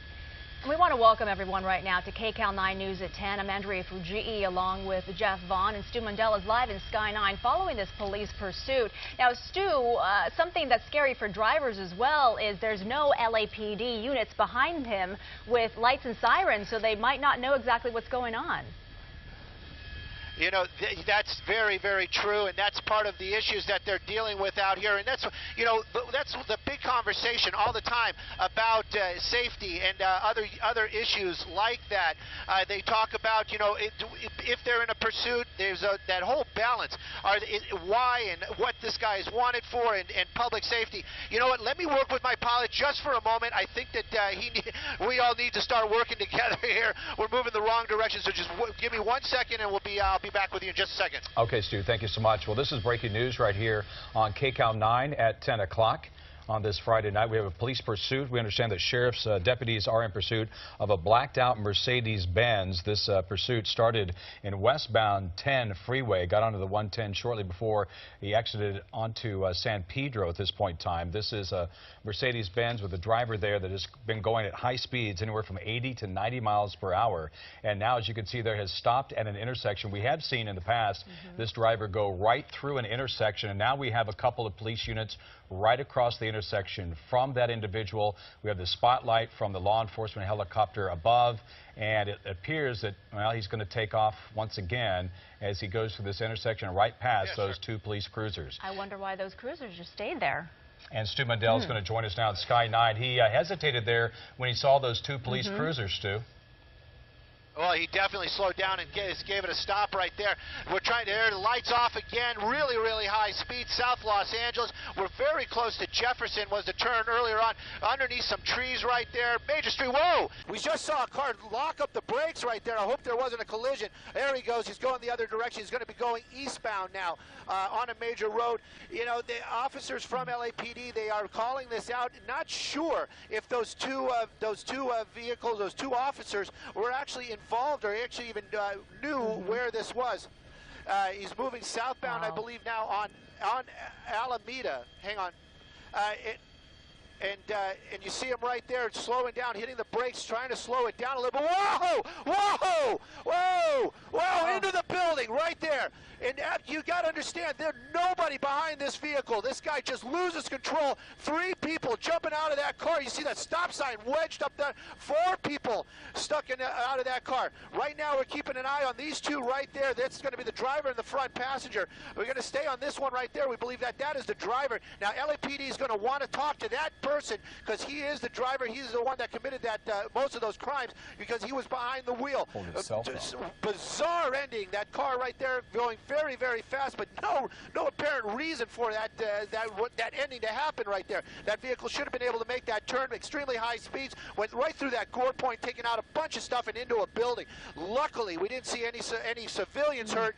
This gentleman keeps running. This person, suspect, right now keeps on running out here, working his way into the darkness there. I can tell you there's a helicopter overhead waiting to see some of those reds and blues in the area. Yeah, and right now, Stu, it's hard to keep track of him. He did have what looked like his cell phone, and his cell phone looked to be on. That was the only way we could see him for a bit. It looks like maybe he's even behind trees now. Yeah, but who knows if that was the driver or one of the passengers. We had 4 people come out of that Mercedes, and that car is like a one-vehicle crash. You couldn't believe it didn't hit anything else. There were parked cars right there. Ping-ponged off of the building, went right up the sidewalk, as you see right here. Missed that car, hit the building, goes up the sidewalk, and then comes to a stop, and then the driver and 3 passengers get out of that blacked out Mercedes, as this is now going from a vehicle pursuit to a foot pursuit of at least 4 individuals following this pursuit of a car that occurred, well, just within the last 10 minutes here. And a sheriff's helicopter has been covering these folks, but black and white, so there are some by the crashed car, but we don't know if any have caught up with the people who were actually in the car. Of course, that's going to be a big key piece of evidence is that Mercedes. I don't know why there was the hazards appear to be on at this point in time, but I don't know if that's something that just came on as a result of the vehicle. But let's go back up to Sky 9. Stu Mundell has been watching this from the very beginning. Now, you mentioned Alameda as one of the last cross streets. Is that where this crack-up occurred, Stu? Broadway and 43rd is what we're hearing right now. Broadway and 43rd. Now that vehicle coming to a stop there on a sidewalk. You can see people in the neighborhood out there just probably astonished hearing that loud crash. We know it hit that wall right there. We saw that mural making his way all the way across that gore point. There was that sharp turn. He just went straight across there, taking out signage, trash cans, and luckily not hitting any vehicles, hitting the wall, coming to an end right there. Now California Highway Patrol out here in force right now. They're getting information from the Sheriff's Department, but right now it seems that they're just a little bit behind the curve, but that doesn't mean that they're not going to take somebody into custody here shortly. Helicopter overhead. They're going to start setting up a perimeter. You can see some of the vehicles down here off of 43rd Street. Right there's one of the vehicles. Now we haven't heard because we were following that one person that we saw running, but apparently the officers took somebody into custody. Right now where they're setting up a perimeter, trying to get at least 3 of those 4 people into custody. And Stu, do we know why the driver was running in the first place? You know, we never heard the original want on this. I have to be just blatantly honest. We just don't know. We picked it up on the freeways. We heard the helicopters actually talking about it, doing handoffs and asking for other assistance. That's what brought us over here. Then we saw the actual pursuit. When we saw it is basically what you saw. We just saw this blacked out vehicle, spotlight on it, this guy just not stopping. Information was a little bit scarce, but we were working to get what we could. We do know California Highway Patrol, they were the ones that in the end that were chasing this vehicle, even though we're well established in LAPD. Luckily, no civilians were hurt, but that Mercedes very mangled. Amazing that those 4 people were able to jump out and run. Yeah, it certainly looks like he was not anticipating that curve there at Broadway and 43rd, and that's when he lost control and then went across all the lanes of traffic there, and it just kind of bounced off of that building. It took a front impact of that vehicle.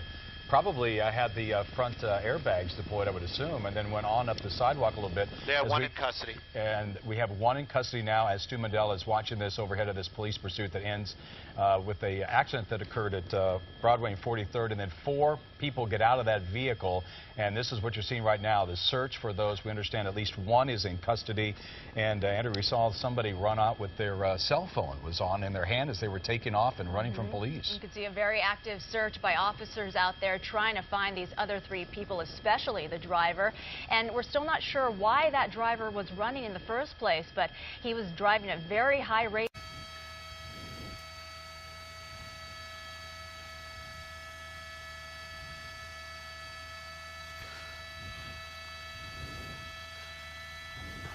So now we have a large number of CHP officers here.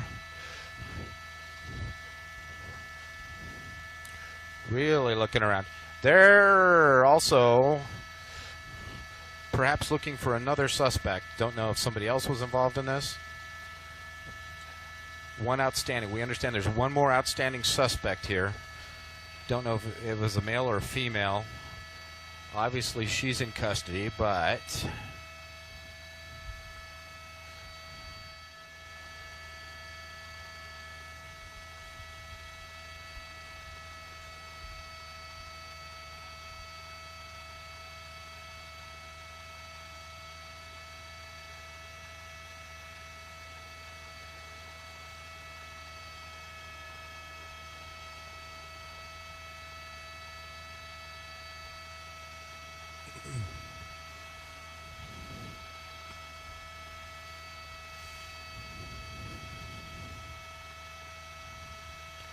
they have one person in custody. Again, this pursuit coming out of Glendora, high speed, blacked out car, Mercedes-Benz. All right, Simon Desk, hopefully that fed. Clearly I can re-rack it too if you need, but it sounds like they are clearing the scene here. That they. Magnolia is going to continue, going to go under the interchange of the 91 northbound 5, going into the Buena Park and then Santa Fe Springs area, not too far ahead.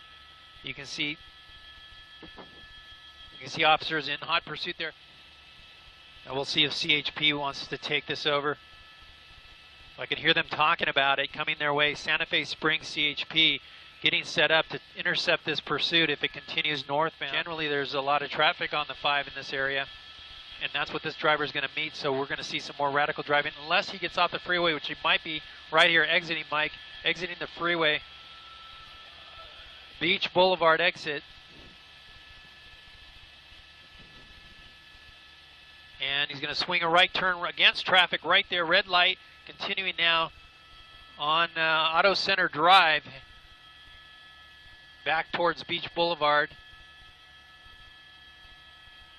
And a right turn, that should be Beach Boulevard right there now, southbound Beach Boulevard, heading towards the Knott's Berry Farm area. Oh, nope, he's going to make a left onto the on-ramp of the southbound 5 freeway. So now southbound 5 freeway on eastbound 91 from the 5.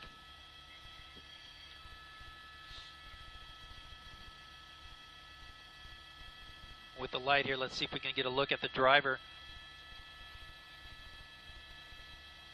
Hard to see he's flashing his lights now. Hard to tell. We're hearing now from our assignment desk, this is a stolen vehicle. Got some heavy traffic, red light, cross traffic. Whoa, whoa, right through. Oh, close call again. Officers having to stop there short. Wow. Now we understand that this suspect threw something out of the window. Wrong side of the road here. Oh man, not good. We're going to zoom out and show you the cars pulling over, dodging in and out. Look at that, weaving in and out of this traffic here on Euclid. Northbound in the southbound lanes of Euclid, back onto the right side there, and having to face some traffic up ahead. He might do it again. Coming up on Orangethorpe. It's going to be a major intersection here. Green light right through there. Continuing on northbound Euclid through Orangethorpe.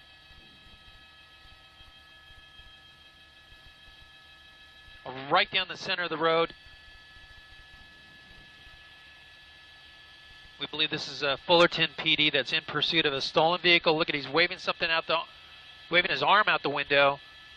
We did hear that he threw something out of the vehicle at Gilbert and Commonwealth. And the suspect might live in this area. Wrong side of the road. Oh, look at this. Oh, right against traffic. Left turn. From Valencia, continuing on, heading back towards the 91 freeway.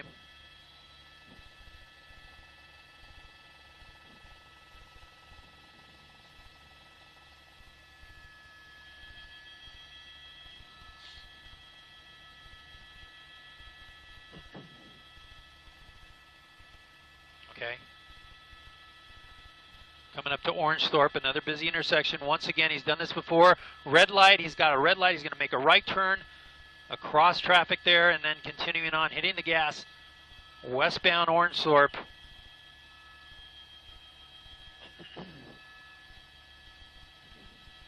Is that our 6?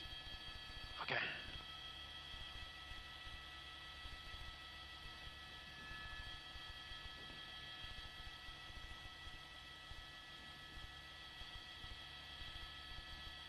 Right down the center of the road once again, approaching Magnolia. Whoop.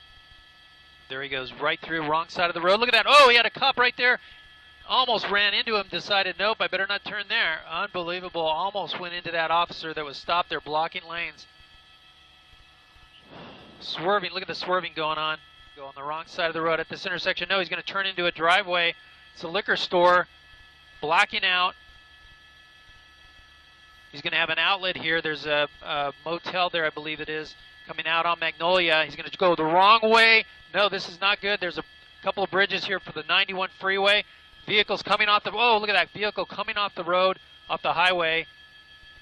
Now back on the right-hand side of the street, continuing southbound. Magnolia crossing the 91, coming up over the 5 freeway. Again, we've seen him do this before. Now, let's see if he sets up for southbound 5 freeway. He might. He's in the lanes, going the wrong side of the road. Nope, going to continue on, passing the 5 southbound on-ramp. Blacked out, continuing southbound. Very dangerous situation for drivers out here in the Anaheim area. Again, he's waving out the window, making gestures with his hands. Get a good look at the driver there. Looked like a male driver, unknown if there's anybody else in the vehicle. We do know, looks like he's sticking his head out the window. We do know this is a stolen vehicle. Wrong side of the road. Let's see what kind of oncoming traffic he has. Nothing right now. That's good. Back over to the right side of the road, which is good. Right through the intersection. Another red light. He's blown multiple red lights, come close to colliding with other vehicles. The brakes right there coming up to that intersection. Blows right through that. A green light. That's good.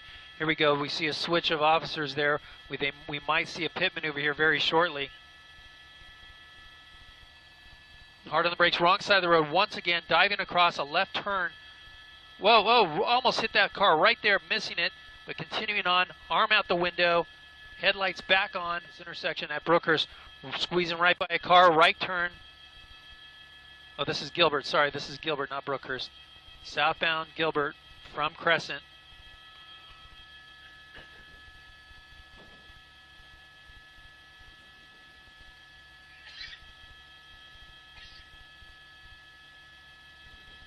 Hard on the brakes. We might see a pit right here. Nope. He's toying with the officers. He slowed down there almost to a stop and then hit the gas.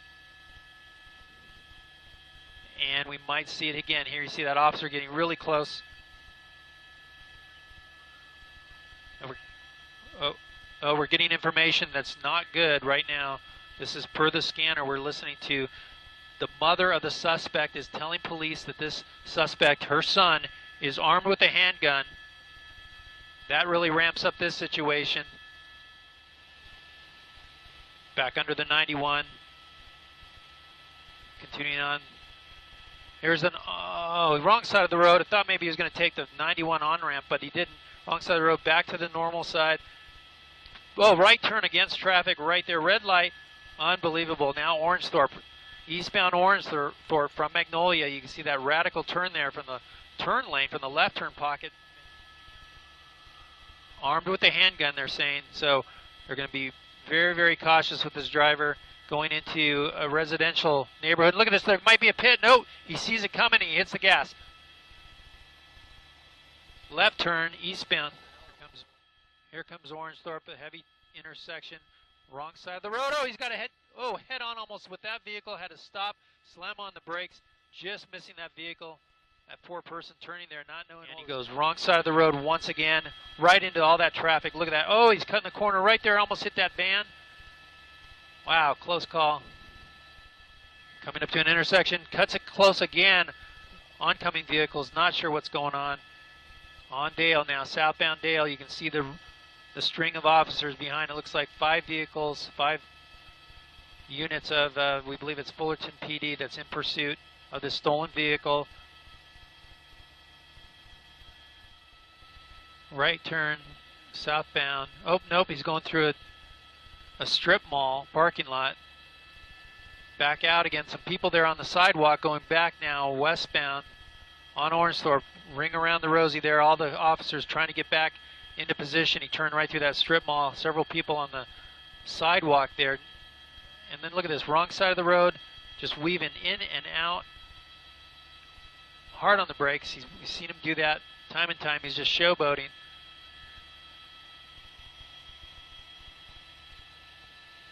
Wow, look at that. Just weaving straight down the center of the road. Red light, here he goes, right through it. Oh, he's got, wow, look at that. Unbelievable southbound turn. Harbor Boulevard, and continuing now back towards the 91. Racing through traffic, and we'll see if he takes the freeway.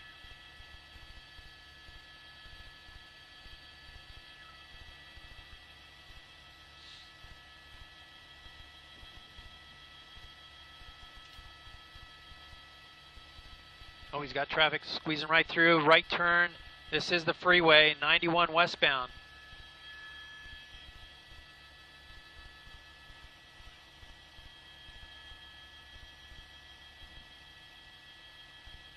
Got some vehicles ahead of him he's going to deal with. He's going to go all the way across lanes onto the 91 from Harbor.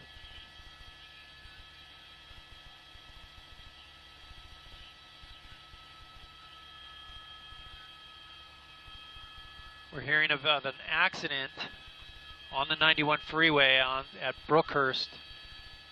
That's going to be ahead of him. Fire department's rolling to that. And he's going to have to deal with that coming up ahead. I really don't see that out the window, but here he goes all the way across lanes trying to beat that officer. And look at that. He was able to squeeze away from that officer, but don't worry. The airship's overhead and more units right behind him coming off the off-ramp and then possibly right back on the on-ramp. He is, and now that officer's going to say, okay, I got you. You didn't lose me. You came right back on. Blacked out, though. He turned his lights out. And there he goes, hitting the gas. Lights back on. They have a long exit ramp here, and the ramp at the end has a right turn green light for him. That's good. Northbound towards Orangethorpe on Brookhurst from the 91. We're hearing that CHP is engaging in the pursuit. Let's see if that's accurate. Hard to tell if that's a CHP unit there or not. They're calling for canine units to get involved in this in case the guy jumps out and runs.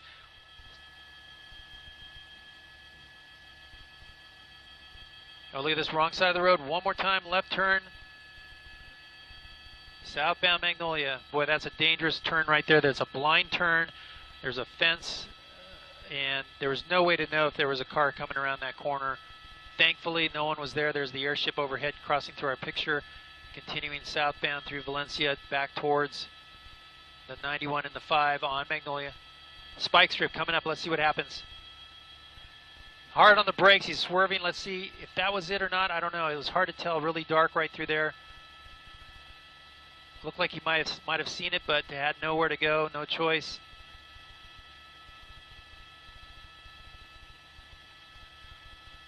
Okay. Orangethorpe, there might be another one up ahead. Let's see what happens. Fast through the intersection. Once again, he's turned this corner. He's turned this corner many times short. He's made a left turn. Look at that. He sees those officers on that side of the street, and he goes back to the normal side. Spike was... Sounds like he hit the spike strip.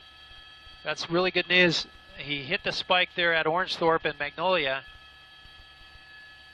Let's see. Let's confirm that. And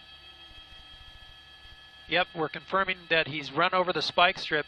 It looks like already maybe that driver's side tire is going flat already. But confirmed, southbound Magnolia at Orangethorpe. He hit that spike strip, and you can see the front wheel. It looks like we might have some sparks coming off of that front wheel already. Yep, it is sparking. He's got flat tires on the driver's side at least. Right down the center of the street. Let's see if he turns Short again. He's going to come across the wrong side of the road. Slowing down. He's jumping out. He jumped out. The car is continuing. Oh, it just crashed into that vehicle on the corner or at the intersection. He's running now eastbound. Lincoln, eastbound Lincoln through Mag. Now, again, this was supposed to be someone that had a gun. Suspect with, we don't know if he has the gun on him, but he did. The report was that he had a gun in the vehicle. He's running on the sidewalk. Here comes the officers. Continuing on the sidewalk, eastbound. Officer in foot patrol. Oh, he's turning, pointing back at officers. This is not a good situation for that suspect. Now hands are up. It looks like they might be using a taser on him. And they're going to try to tackle him. Oh, officers having to move away from him. And now it's a fight. Oh, this is terrible. This is officers fighting with the suspect. They're going to use that taser on him, take him down. It looks like they just did right there. It appears that the suspect's on the grass.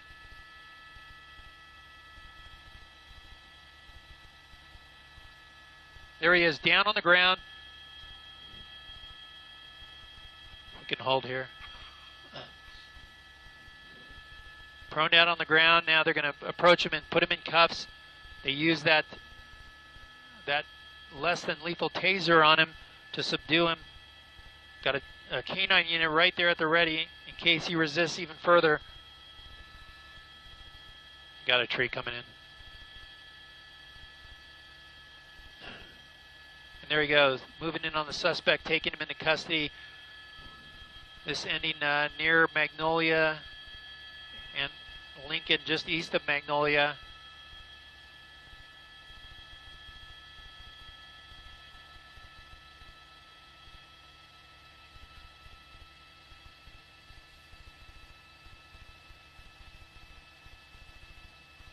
$7 o'clock.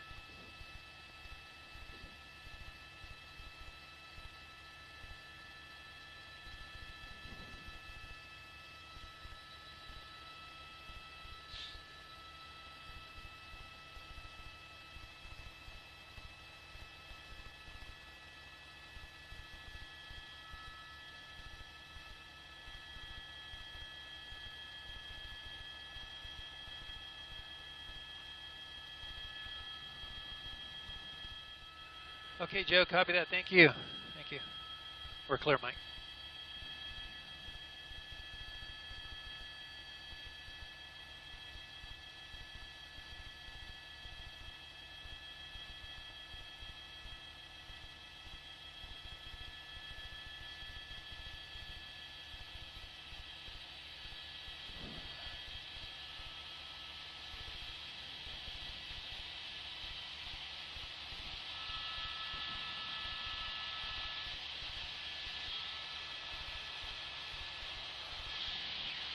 NOC from KBC2 chopper, we're all done and heading home. We'll go ahead and drop her pretty close to landing.